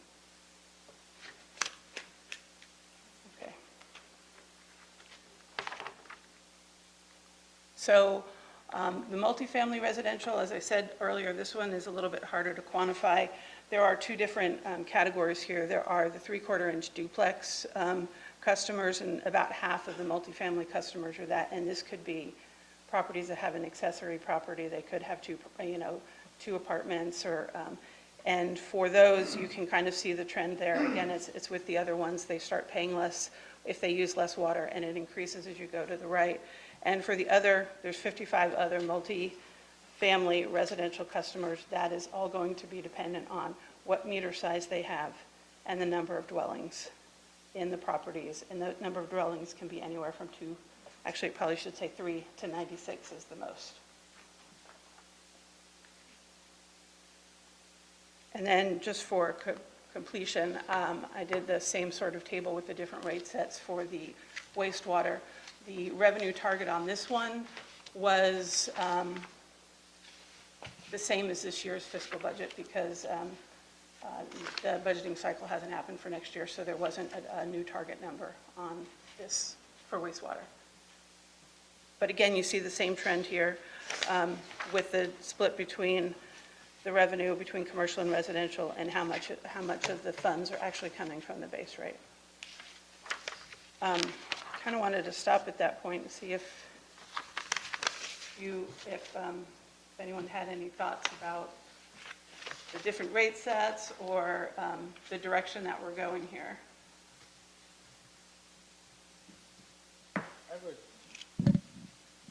Just a little curious, I'm not really, like I'm trying to say I like one or the other. If the base rate stayed where it was currently, and you just lowered the usage rates, you could still get to the same final revenue? Yes. Okay, so the model will sort that out for you? Yes. Okay. Yes. You're talking about just for wastewater? No, I was talking about the system of the usages per meter. Actually, I like the fact that the more you use, the more you pay for, because I think that's important for our water sustainability. But I was just curious about the base rate maintaining the, what do you call it? The right percentage. Yeah. Well, the downside that you have, if you keep the base rate the same and you decrease the usage rate, then your higher users that use more water, they're not necessarily going to be covering it. Shouldering as much of the burden, because you can make that right. Work with the same current base rate, but you'd find that, like what we have on the tables on the following pages, that rate of the cost going up as usage goes up is not going to be as steep of a climb. Right. So for, say we adopt this, and for future rate changes and stuff like that, we have those two numbers to tweak, basically. So we could always not mess with them, but yes, work with those to maintain the balance of the budget that we want. Right, and I think we'll probably learn some things from the first year that we implement it once we actually see the revenue come in, but it might be advisable after we do it for a year to kind of stay with the policy that we've always had. Once we've got that balance correct, then if the budget requires a 3% increase the following year, then you increase both the base rate and the usage rate for 3%. So you're kind of keeping that balance at status quo, but you're allowing the total revenue needed to meet the budget to go up by whatever percentage is required by budget. Right. Okay. Interesting. Okay. Now, the next couple slides, I think, are things that you might not have seen before, but these are things that as we've kind of reviewed what's in the current city files for the water and wastewater customers. There are some things that are not captured in the current ordinances. So, over the years, they've maybe been interpreted a little bit differently when those particular accounts were entered into the record. So we thought it would be an opportune time to address those things as well. So when there is, an update to the ordinance, that we capture all of this. So when new accounts come in, that staff has clear direction in terms of how to treat these particular items. So the first one is irrigation accounts. There are not a lot of irrigation accounts in the city, but in irrigation accounts, they're billed only for water. They're not billed for wastewater. And again, we wanted this policy to be as simple and straightforward as possible. Your bill is based on what's your meter size, how much do you use? And so we wanted the irrigation accounts to be consistent with the residential and commercial accounts. And that means you pay a monthly ready-to-serve fee, and then you're charged for whatever water you use over the 400 cubic feet, same as everything else. Now, one thing that is allowed to happen right now is some of the customers actually discontinue their irrigation accounts in the winter when they don't need water. So they end up, they're no longer paying their ready-to-serve fee in the winter time. And the idea behind a ready-to-serve fee is you have to have a system that's able to support your customers, your water treatment and your wastewater. Of course, for irrigation, wastewater doesn't matter, but you need to have a system that can support all the needs of your customers. So having a portion of the customers, allowing them to turn their service off when they're not using it, seems inconsistent with, like, we have a lot of homes that are part-time owners, and they're gone for months at a time, and they're not allowed to turn their service off. So our suggestion of this would be that irrigation accounts would need to stay active for the entire year, and they couldn't turn them off in the winter, and therefore avoid the ready-to-serve fee. Do these have the same base rate as everybody They have else? the same base rate. It's based on the meter size. Right. Carolyn, currently, how does somebody go about getting an irrigation account, or? I think they just go to Public Works and, they just say that we want, I guess they just go in and say we want to add an additional meter to our property, and it's only going to serve the irrigation portion of the property. They contact us just like they do when they want water initially. Okay. And they give them a separate meter, so it's monitored separately or metered separately, so it's handled exactly the same way. So if a customer just uses their own domestic meter to run an irrigation system, there's no need for a separate account, correct? No. Well, it wouldn't be metered separately, it would be all through Yes. the same meter as their water going in the house. What's the advantage to having a separate meter for just irrigation? For the people that do have them, it's mostly, a couple of the large hotels and the larger condo complexes. They're using a lot of water for irrigation when they use it, so they're not having to pay for the wastewater. I see. So that's the benefit. For a homeowner, it wouldn't be, it wouldn't be economically or financially advantageous to put in a second meter and pay a second ready-to-serve fee for the amount of water that most residents are going to use for an irrigation purpose. Okay, thank you. Thanks, Karen. The second one here is fire lines. We only have a couple of properties in town that actually have a fire line. And this policy here is what happens now. They only get charged if they actually have a fire and water actually flows through that, since that is a system that was put in place to, protect the property and to help with the fire situation. And that's a pretty common practice to approach that way. But there's nothing about that in our current code in terms of how that's handled. Does the customer pay for the meter? When it's installed, I think they pay for it, but they don't pay a ready-to-serve fee. But if they had a fire, on top of having to deal with the fire thing, then they pay for the water that was used to put the fire out. That one, Yes, sir. to me, and that seems backwards. Mhm. I would almost say let's maintain the base rate, ready-to-serve fee, because they're paying for the plumbing of the city and stuff like that. And then having to charge somebody after their house is burned down seems a little rude. Does seem a little rude. So it's almost more of an insurance payment than it is a usage payment. Okay. I've seen some communities that, like for a fire line, they charge them like once a year. There's like some, once a year fee for that. Yeah. And then they won't charge them when there's a fire. So we can think Well, about that. I'm when we just, get- if this is standard practice, Yeah. I'm not questioning. It just seems that weird to me. It seems to me if you had a once-a-year fee, Mhm. because the city can't just give this away, Right. that Okay. you may stand to actually make more money Mhm. because the likelihood of the fire is very low. Exactly. And the amount of water that they would actually use, Mhm. it seems like you'd make more money. Right.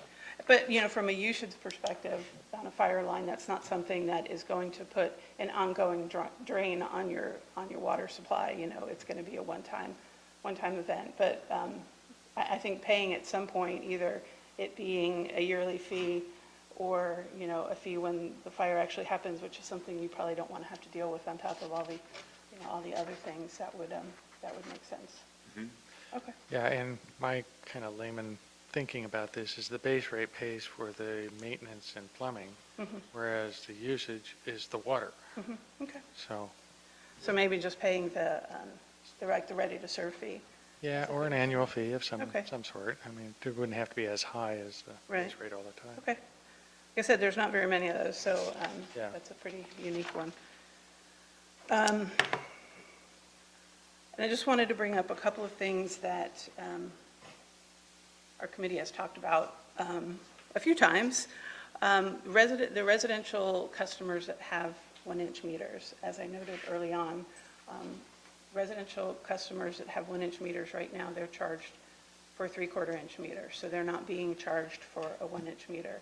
If we were to go to this scenario as it is laid out, base rate is based on your meter size, and then usage is based on any usage over 400. This set of customers, and there's about 30 to 35 of them, would see a pretty significant increase in their bill. $36 for water, a similar amount for wastewater. We think it's important to have a solid system in place, one that doesn't have a lot of exceptions, to have something precise and something that there's not a lot of ambiguity in. We did want to provide an option for this one, at least, that provide the option for the customer to install a 3/4-inch meter if they were unhappy with what their new bill would be. A couple caveats on this one: it could affect their water pressure. Don't really know. If they went from a 1-inch to a 3/4-inch, it could affect their water pressure. This wouldn't be an option for a customer that actually requires a 1-inch meter, whether it be because they're in a location that fire service can't get to them, or because the size of their property is such that they needed a 1-inch meter. And the recommendation would be that if the customer wanted to change that meter, the current estimated cost for them to actually switch out the meter to go from a 1-inch to a 3-inch, it was about $280 for them to do that, and they would save close to, $600 or $700 over a year in terms of what their fees would be going from a 1-inch to a 3/4-inch. So we thought this was something important to include in the options for those customers. So if they chose to make a change, they could. But we don't want them to. I don't necessarily want them to, but we thought it was prudent. Because, I agree. Yeah. Because, I think there's a group of these meters that are 1-inch meters for a reason. Like, there's a whole grouping of them up on the north end, right on the front, on Oak and Ash. And the rest of them are kind of spread around town. So some of them, I think, have a clear reason why they have a 1-inch, and they would not be able to change to a 3/4-inch. But the fact that the increase in their bill would be very significant, we thought it was important to at least provide some sort of relief if they chose to avail themselves of that option. And would they be notified? Yeah, one of the forward plans is kind of to develop a communication plan for customers so they would know what was coming and what their options would be. And would the cost be the actual cost or just a It would be an actual cost. This was computed, Karen and Daniel in the water department computed that, and that's what it would cost now based on the new meter, the piping, and the time for the public works staff. But as time went on, those numbers could change. Yeah, that's just what that's what it would cost about 3 weeks ago. So, but it would be actual cost when that actually went in. But it is important to note that that is a fraction of what it would cost them for a year if they kept the 1 inch versus the 3/4 inch. And then for the commercial and multi-unit residential meters that are over 1 inch, they might say, well, we want to switch to a smaller one too. And the first thing on those cases, they have to have a meter that meets the building code, the building code based on the fixture count and that sort of thing in the property. So they could not go to a size that was less than is required by the building codes. They would have to have a statement from a licensed professional that says that their property would be served by a smaller meter, and any cost to change the meter would be the responsibility of those customers. I don't really see this happening because I really think with the larger properties and the larger meters, it's really going to start affecting the performance of their water system and their property. Okay, I have another odd, we have set the meter sizes by physical meter size, obviously. But we don't have to stick with the fact that we have a 3/4 and a 1 inch and then a 1.5 inch. I guess what I'm saying is, what if we just said 1 inch and less and made that one category? For residential customers only? Yeah. And that's the way it is now. That's certainly an option. That's not what we propose, but that is definitely an option. I guess the downside of that, then it's not as, clear as meter size. And, that meter size controls your base rate. I think the question you might have on that then is that something you'd want to do for the commercial customers that have a 1 inch meter too? Would you want to put them on a 3/4? Or do they have 3/4? I mean, yes. What I'm just saying is 1 inch or less is a separate category. Mm-hmm. So if anybody has a 1 inch, they're in the same cost range as somebody who has a 3/4. And that is the way our structure is now, only for residential customers. For a commercial customer, it's different for a 3/4 inch and a 1 inch, but for residential customers, it's same.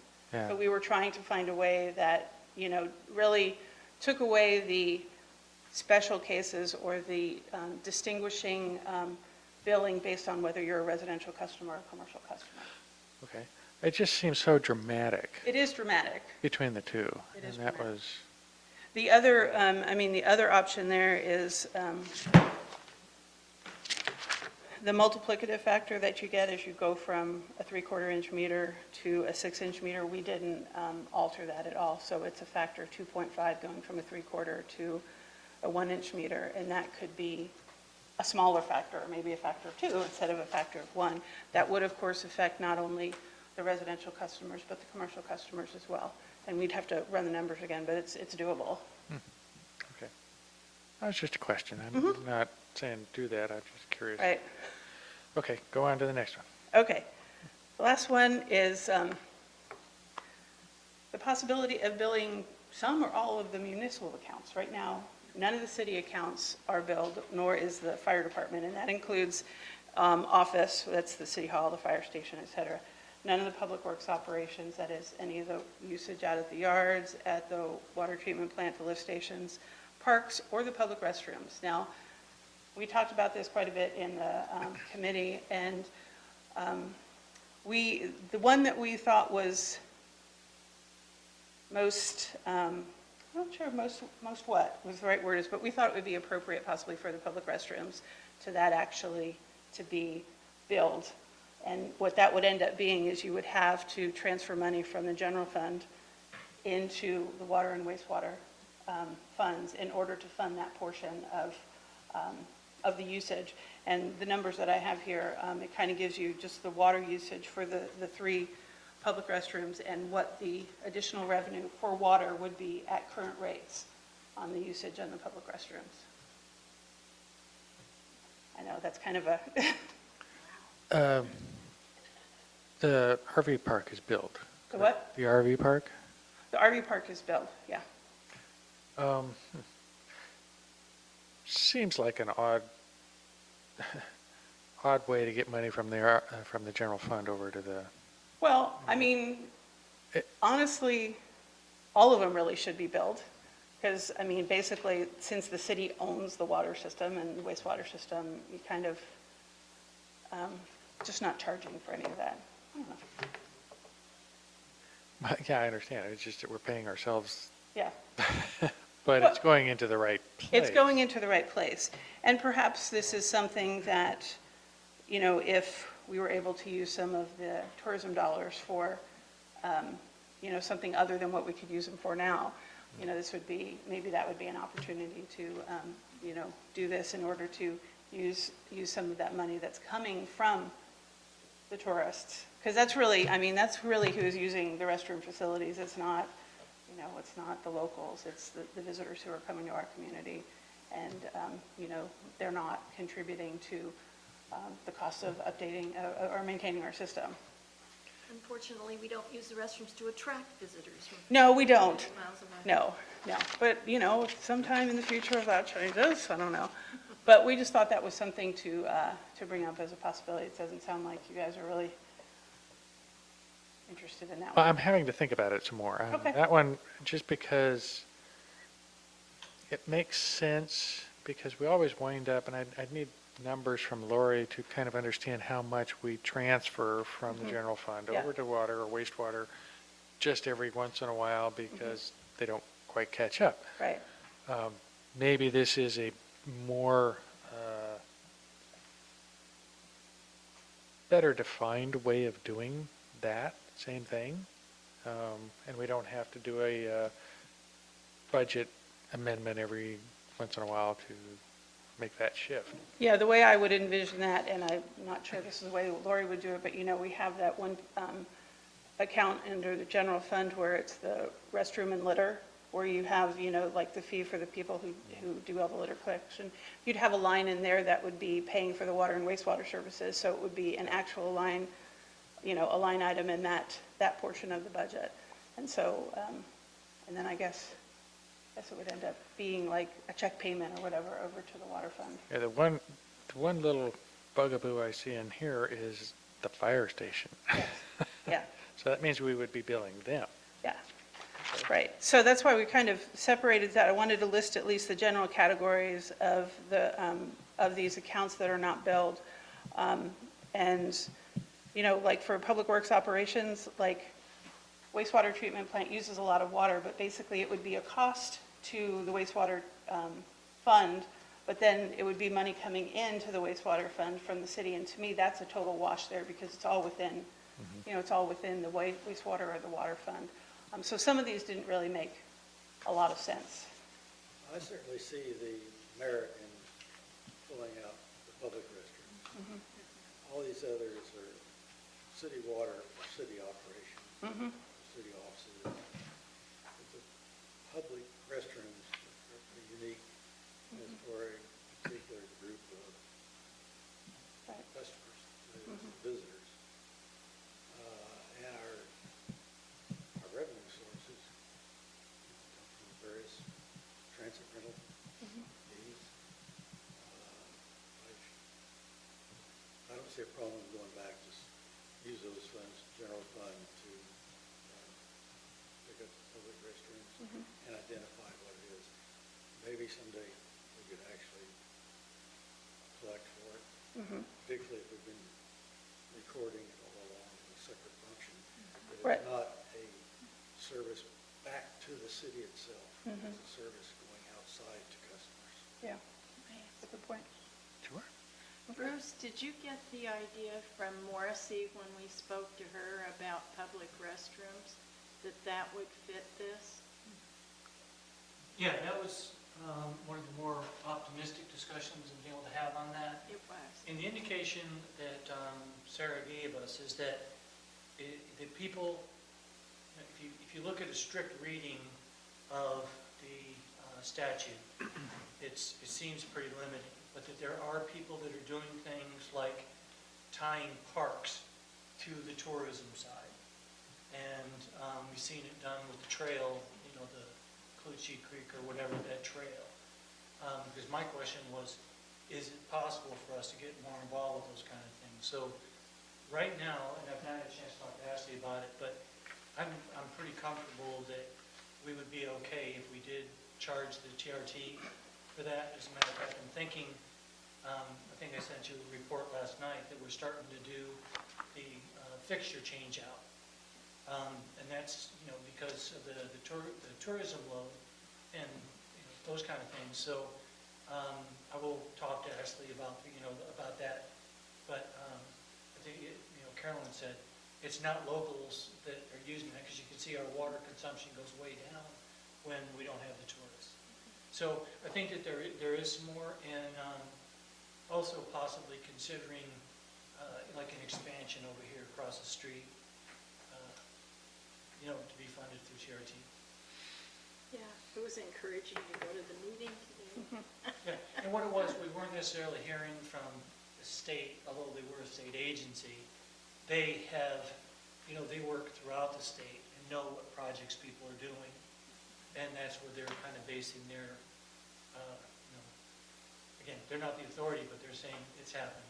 Yeah, so I agree with Mike that it would be a good idea to keep a record so we can use it when we know we're legit. And I think we have a, what was the cost of pictures and replacement? $75,000? About $75,000 in the general fund right now, project for this year, that I think could be stretched because it's replacing the fixtures for a tourism-related facility. That's just on two of our bathrooms, that include Midtown. Okay. Downtown is less sure. Right. Okay, Carolyn? All right. So forward work for us on our side at least is, I think our next step would be putting ordinance together based on any direction that you want to provide on the feedback of what we've presented here.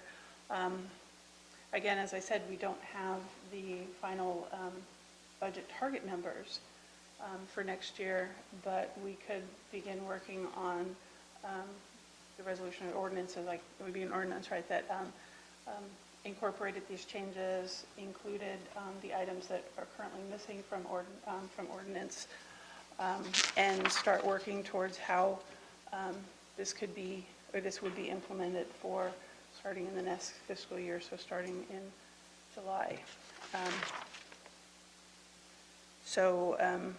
I don't know, I guess I would ask you, do you feel that we're at a point where we're ready to start that sort of process to move this forward to hopefully meeting our target for getting this implemented by the next budget cycle?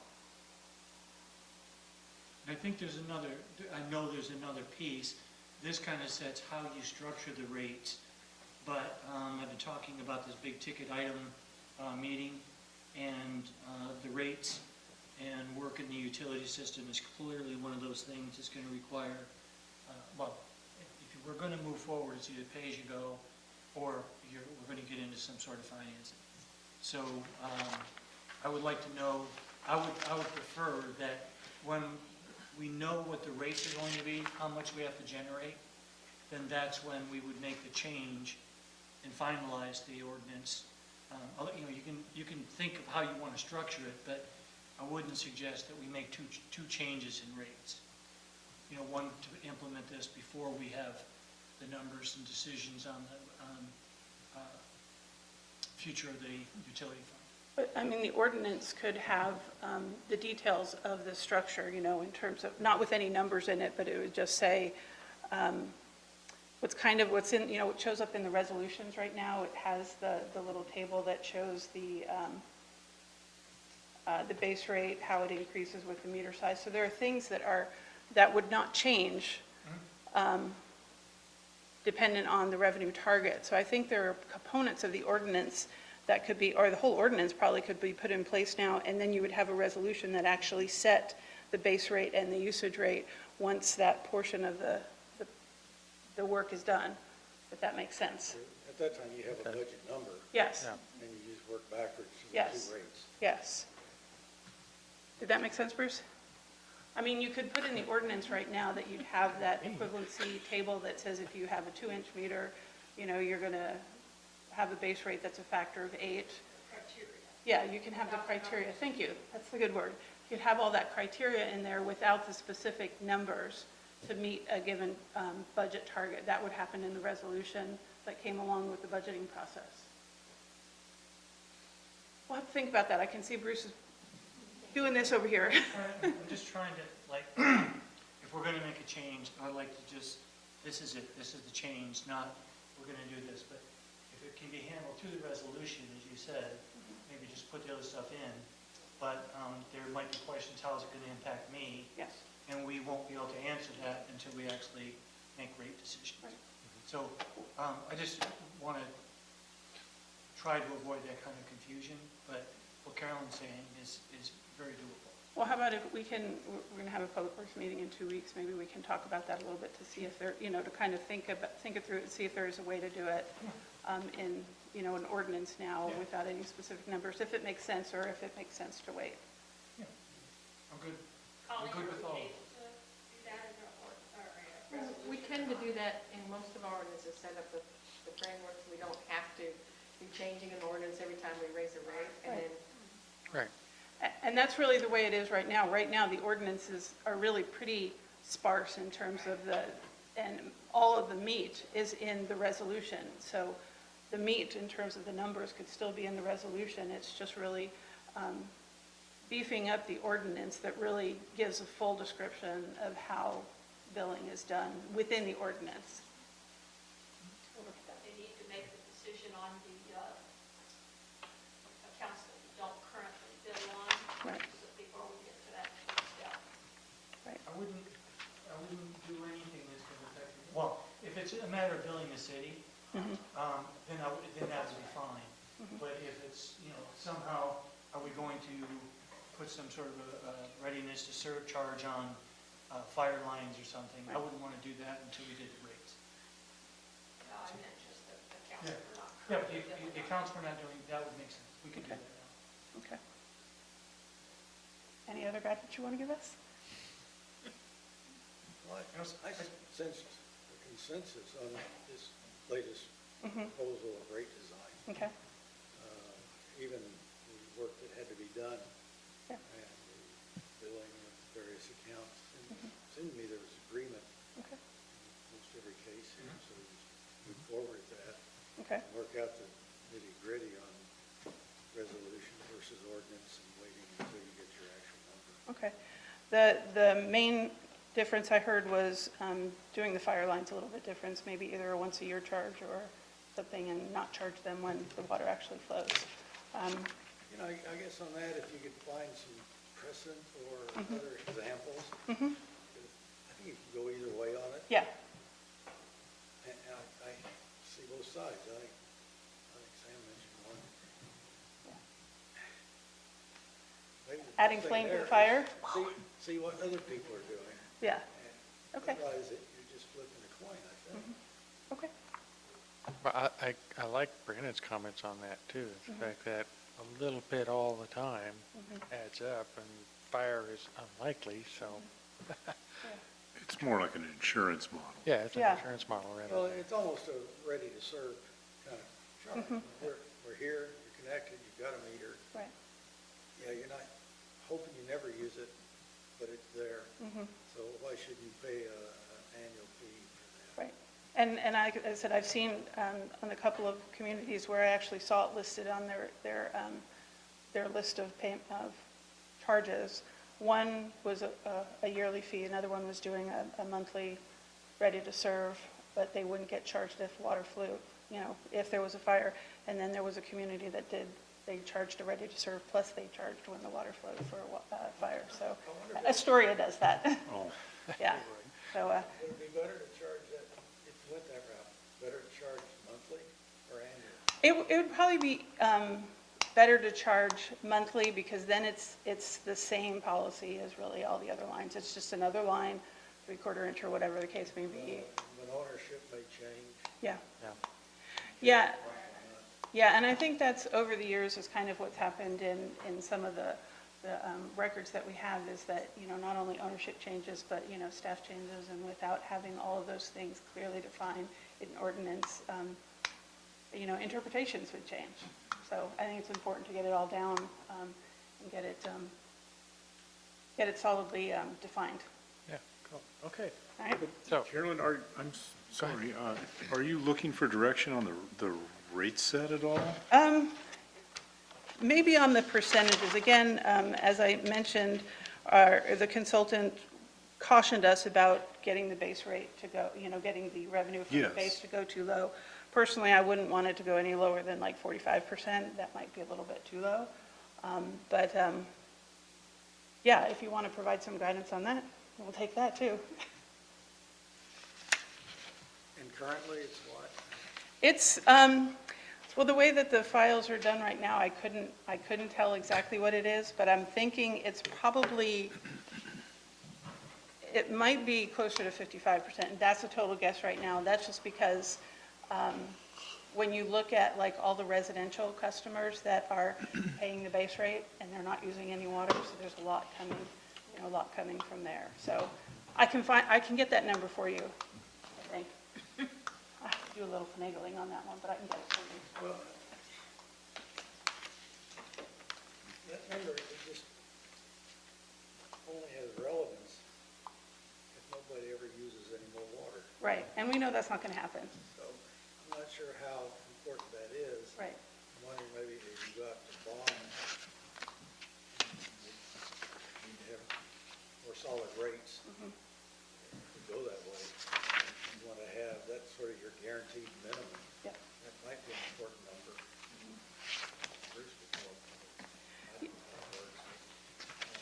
And I mean, I think the other important number is looking at the balance in terms of revenue coming in from the commercial customers versus the residential in comparison to the amount of usage.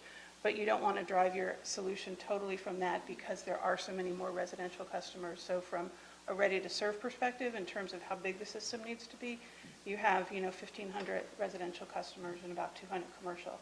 So you kind of have to balance that number of connections with the amount of water that's used. So I don't think a 50-50 split is really what you want, but I think you want something that's a little more balanced than what we have now, which is 50-50 in usage, but the residential customers are paying 60% and the commercial customers are paying 40%. I think that's, too far out of line, but I don't think 50-50 is where you want to go on that because of all of the residential connections that are there. It looks like you're pretty close to a reasonable balance. Yeah. With this last arrangement. Yeah, I think so. Okay. All right, well, we got our marching orders, I guess. Okay. Great. You good job. Thank you, Carolyn. Yeah, wow, great job. Okay, that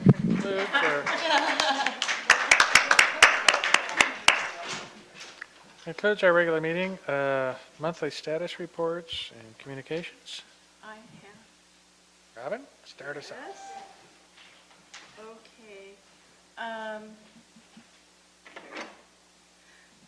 On the other planning and building matters, we're talking about the Oregon Department of Transportation Management Program initial scope. I did ask that we would be getting more information about the grant and all of that process, and I think, Bruce, you said you'd be providing it within a week, and I haven't got it, so, The TSP? yeah.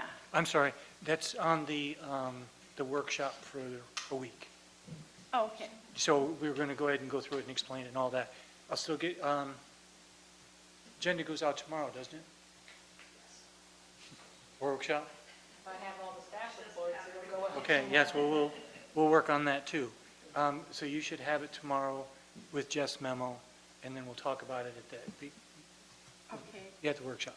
And then I was listening to the Planning Commission meeting last week and was surprised to hear that the Harding Garage and studio had not gone through planning or design review.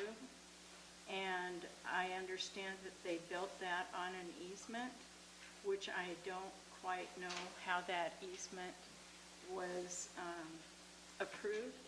So I'd really like to see some explanation on that. Okay. I've had other neighbors ask those same questions. Yeah. How did that get built? They own it on the property. It looks like an ADU, but they already have an ADU on their property. Just a lot of questions, and nobody seems to be aware of it. Yeah. Go to the planning commission. And this came up at one of the meetings with Robin and Nancy. We need to look into that. Yeah, because I've never known anything like that not to go to the planning commission. Yeah. It's a special case. Yeah, I need to find out. Okay, thanks. I had a question about the Community Development Director meeting with representatives of a possible workforce housing development in the Tolovana area. Do you know anything about that? I'm sorry, but I can't report on that. We'll get you an email. I'd be kind of curious to know where and what is being discussed. That's still only 3 minutes. It's like 6 minutes to me. Not 6 minutes. 6 minutes. Explain parallel and series to me.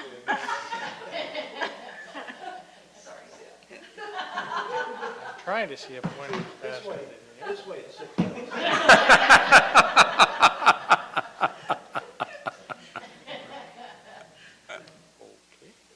Be there. Anything else for good of the order? I know Colleen has schedules. Bruce? Yes, I would ask Ashley to go first. Ashley? For the record, City Attorney Ashley Driscoll.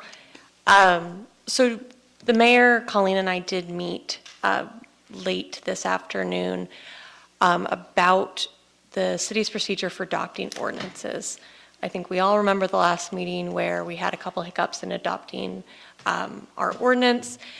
And I went back and took a look at your city charter and took a look at how some of my other clients adopt ordinances.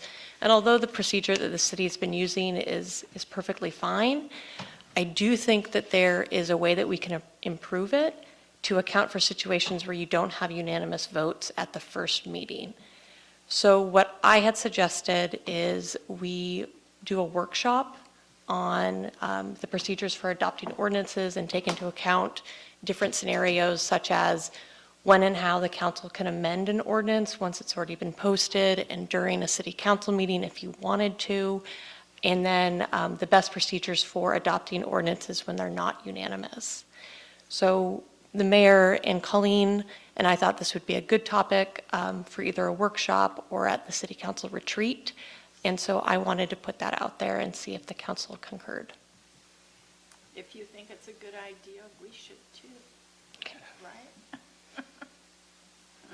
And I was thinking the retreat would be a good place for that. We could do. Workshop. Yeah. And the way it's going, it looks like the retreat, Bruce and I talked about this, might be January, February time period. So, Yeah. okay. Excellent. One concern that popped up is we've had the retreats on Saturdays. Ashley's schedule, my schedule, Colleen's schedule, things like that. Maybe we'll discuss another day for the retreat. We'll see how that works. As opposed to a Saturday? Yeah. Okay, yes, it's fine with me. Okay. So, I mean, just to note, I could be available. I think I groaned inappropriately when I said Saturday, but if you guys choose Saturday, I will be there. They thought it was me groaning. Just to be clear. Okay, Colleen, I'm sorry, Bruce. Yeah, and I know we've been late, but I've got a couple of things. One is that we've been talking about setting up the meeting with the chamber that's required by the contract. And when we were talking about the contract, I had said that the intent was there would be meetings between me and Jim, and then there would be a meeting with the chamber board and you as the board, policymaker to policymaker. And this is on me. Unfortunately, the contract doesn't say that. It just says a meeting with the chamber. And so, in the spirit of what we were trying to do, I would ask, do you want us to make a request to see if the chamber board can attend, or at least several members? Because I think the whole idea of it was the policymakers to policymakers. So, You and Jim are meeting quarterly? Is that- yes. Are you suggesting a quarterly meeting for the board or an annual meeting? The contract says a quarterly meeting, and again, when I was explaining the contract, I said it would be with the board to board, because we've not had that kind of coordination really ever for that. It's not a requirement under the contract now. Do you want to ask for it? Or just leave it as it is? But I think that we're losing a big part of what we were trying to achieve. I would like to see it at least annual, if we could get the board together and us together once a year, just to hash over stuff while you guys do the quarterly stuff. That would be my preference. That would be mine as well. I think I'd almost rather go twice a year. I would too, and the reason why, and I like that the boards would be meeting, because the more of an understanding we have among each other, the better we'll make this all work out.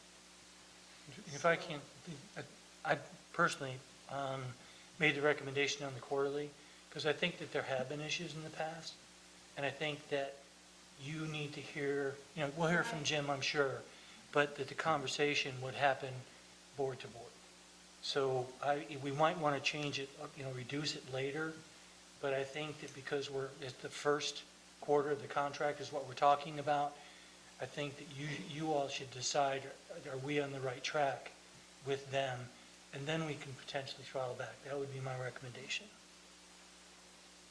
That sounds fine to me. Okay. Jim? Well, I can tell you that the board of directors had no inclination that that's what was expected of the contract. So if you want to do that, that's going to be brand new news to them.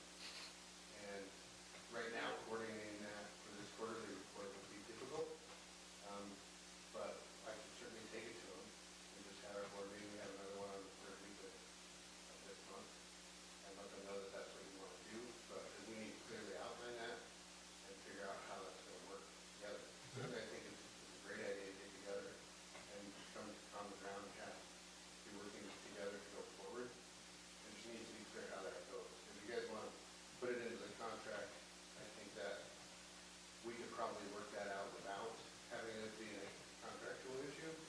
But, I think if we got together and talked about it, we could probably come up with a solution. Yeah, I don't know if we need to change the contract, says we'll get together quarterly with the chamber. Why don't you run that by the full board at your next meeting? And tell them that that's kind of the way we're thinking, and we suggest even quarterly until we finally decide that we don't need to meet that often, but at a minimum, annually. I kind of like the idea of semi-annually. Start off with a quarterly, with the first one, and then we can play it by ear after that. And I think outlining what is expected of that meeting, so that we know what we're getting into for, would be helpful, so that both you and us know what we want as an outcome. And that I think is that is in the contract. Required meeting, yeah. Yeah, but also the criteria of what we were looking for, and that could be changeable. So I think that a lot of that list is, and I know the conversation that I had involved the whole board. I thought that we talked about it, but I'll take responsibility that, because it doesn't read the way I think we intended, and it's on us. Yeah, I don't recall that being. Right. the way it was. Yeah. Well, certainly the contract identifies what we will talk about, and what Bruce and Newman talked about. We can have that same report at the full board meeting, plus any other issues that we want to talk about, maybe the upcoming programs or the next budget, or I don't know. Well, and, there's certain aspects of that contract that the board is certainly oversees, but the marketing team handles a large portion of that. So,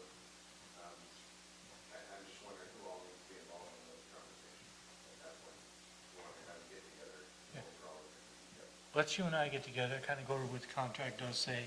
And it may be that it would be prudent to have at least maybe the chair of the marketing committee, depending, because I think some of the issues are marketing driven. So that probably should be there. And I don't necessarily, I think it'd be difficult for you to put together your whole board at any one time. But at least if there's like the majority of the members or something, I think that would suffice as long as you're talking to the policy people. All I did was have better communication. Right. Right. Okay, so Jim, you and I will talk about that. And what I'd sent to the council was, we're having a meeting on the 19th to talk more about Fordune. That's at 5:30. I was asking them, would they be willing to come in at 4 for a meeting on the floor with the chamber?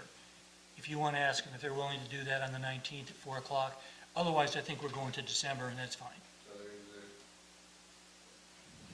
few issues with that. One, it's coming out of the blue to the board, they won't know what they're coming to talk to you about. Two, that's actually the day of our board meeting at 8 in the morning, so we're already having a planned meeting at that point. Getting together between 4 and 5, for them was probably more difficult because they're working in businesses at the time.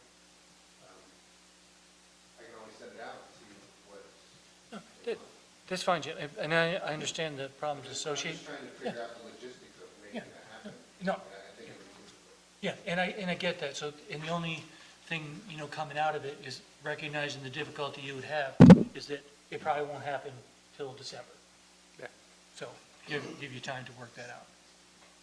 Yeah, I think if we, certainly we can plan it and schedule it, give enough time. Okay, I don't all right. see a problem doing that well. Great. Okay, but I'll get in touch with you this week and we'll try to sort it out. Thanks, Jim. All right. The next thing is, I've been writing to you about big ticket item meeting.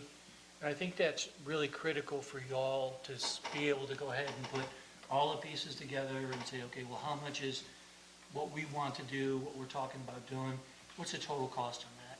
And then there may be other external forces. For example, the fire district may be going for some sort of a levy. So, but to talk about what the issues are, I think that there might be an opportunity to maybe use the Fordune model where we have that discussion, invite as many people as we can get, saying this is the financial future for the city for the big projects, have them hear the same presentation, and then, within a short period of time, have like 1 or 2 public hearings so that people can say, I like that, I don't like that, I think you're crazy if you try that, so that you're actually hearing from people, but they're hearing the whole situation first, and then making their decisions and what their recommendations might be to you. I just wanted to, we can talk about it at the workshop if you want, but I'm saying that I think that because of everything going on and the timing, if we move forward with the referral for the city hall, it's going to go at the same time as the rates. It's about the same time that we might be finally acquiring Cannon Beach Elementary. So it's like, well, maybe before all those things come, to have that kind of a discussion and to get public input. Because you all got some heavy decisions to make. So you don't have to tell me right now. I would like to know maybe at the workshop how you feel about it. So, okay. And then the final thing, it was, I think that it's possible that some people that were stakeholders that were testifying tonight maybe didn't know that we were going to vote tonight, or maybe didn't find out about the vote. But we've been meeting with the local stakeholders since April. So there have been numerous meetings. There's been a lot of detail about what was likely to happen.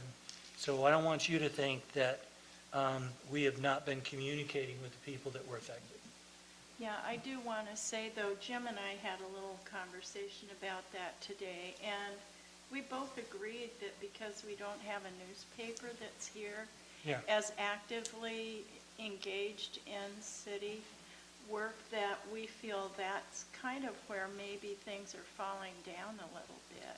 Yeah, And one thing, Nancy, I see her head Yeah. nodding.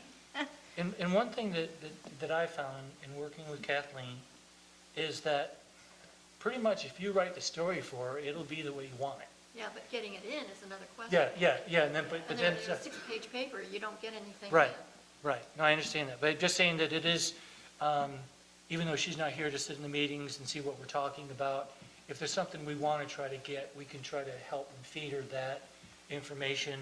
And I think that, you know, whether we do something with the big ticket item, for example, I think that that's newsworthy. We've got time before we would have it, so, but that is a problem. The other question is too, how many people are reading the paper because they're so Right. disgusted with it. Right. So, there's got to be other way, we've got to figure out other ways of getting the word out, because we can't depend on just that. Yeah. We have to find another way. And Nancy's doing Facebook. I'm but- doing my Facebook page, if anybody wants to sign up for my Facebook page, but yeah. I thought that's all we needed. Yeah, well, it may be. Yeah. Maybe all we have. Yeah, Based on what happened today, Facebook works. Facebook went wild. So that Yeah. might be a consideration. If anybody wants the Facebook stories. Yeah. Okay. Good, just That's all I have. Thank you. Did you have anything calendar-wise that we needed to talk about, or? Well, I guess we'll be meeting next Tuesday at 5:30 for a work session. Hmm. And then the following Tuesday at 5:30 again for forenoon deliberation. Whoopee. Yep. And then I don't really have anything until the December 3rd regular meeting. Unless you decide we want to do something. Okay, I only have two things I want to just remind people of. Maggie Kitchen's thing is on Saturday. I want everybody there. What's that? Say the name? Maggie Kitchen's fundraiser. And the other one is that I had a discussion with our Census South County guy, and he's desperate for workers. It's a good paying gig for a short period of time, a couple months or more. Wasn't it $17? $17.50 or, yeah, $17.50, which is, you know, somebody who doesn't have a job. Yeah. So pass the word around to folks that you know might need a job. Other than that, we are adjourned. Thank you. Thank you.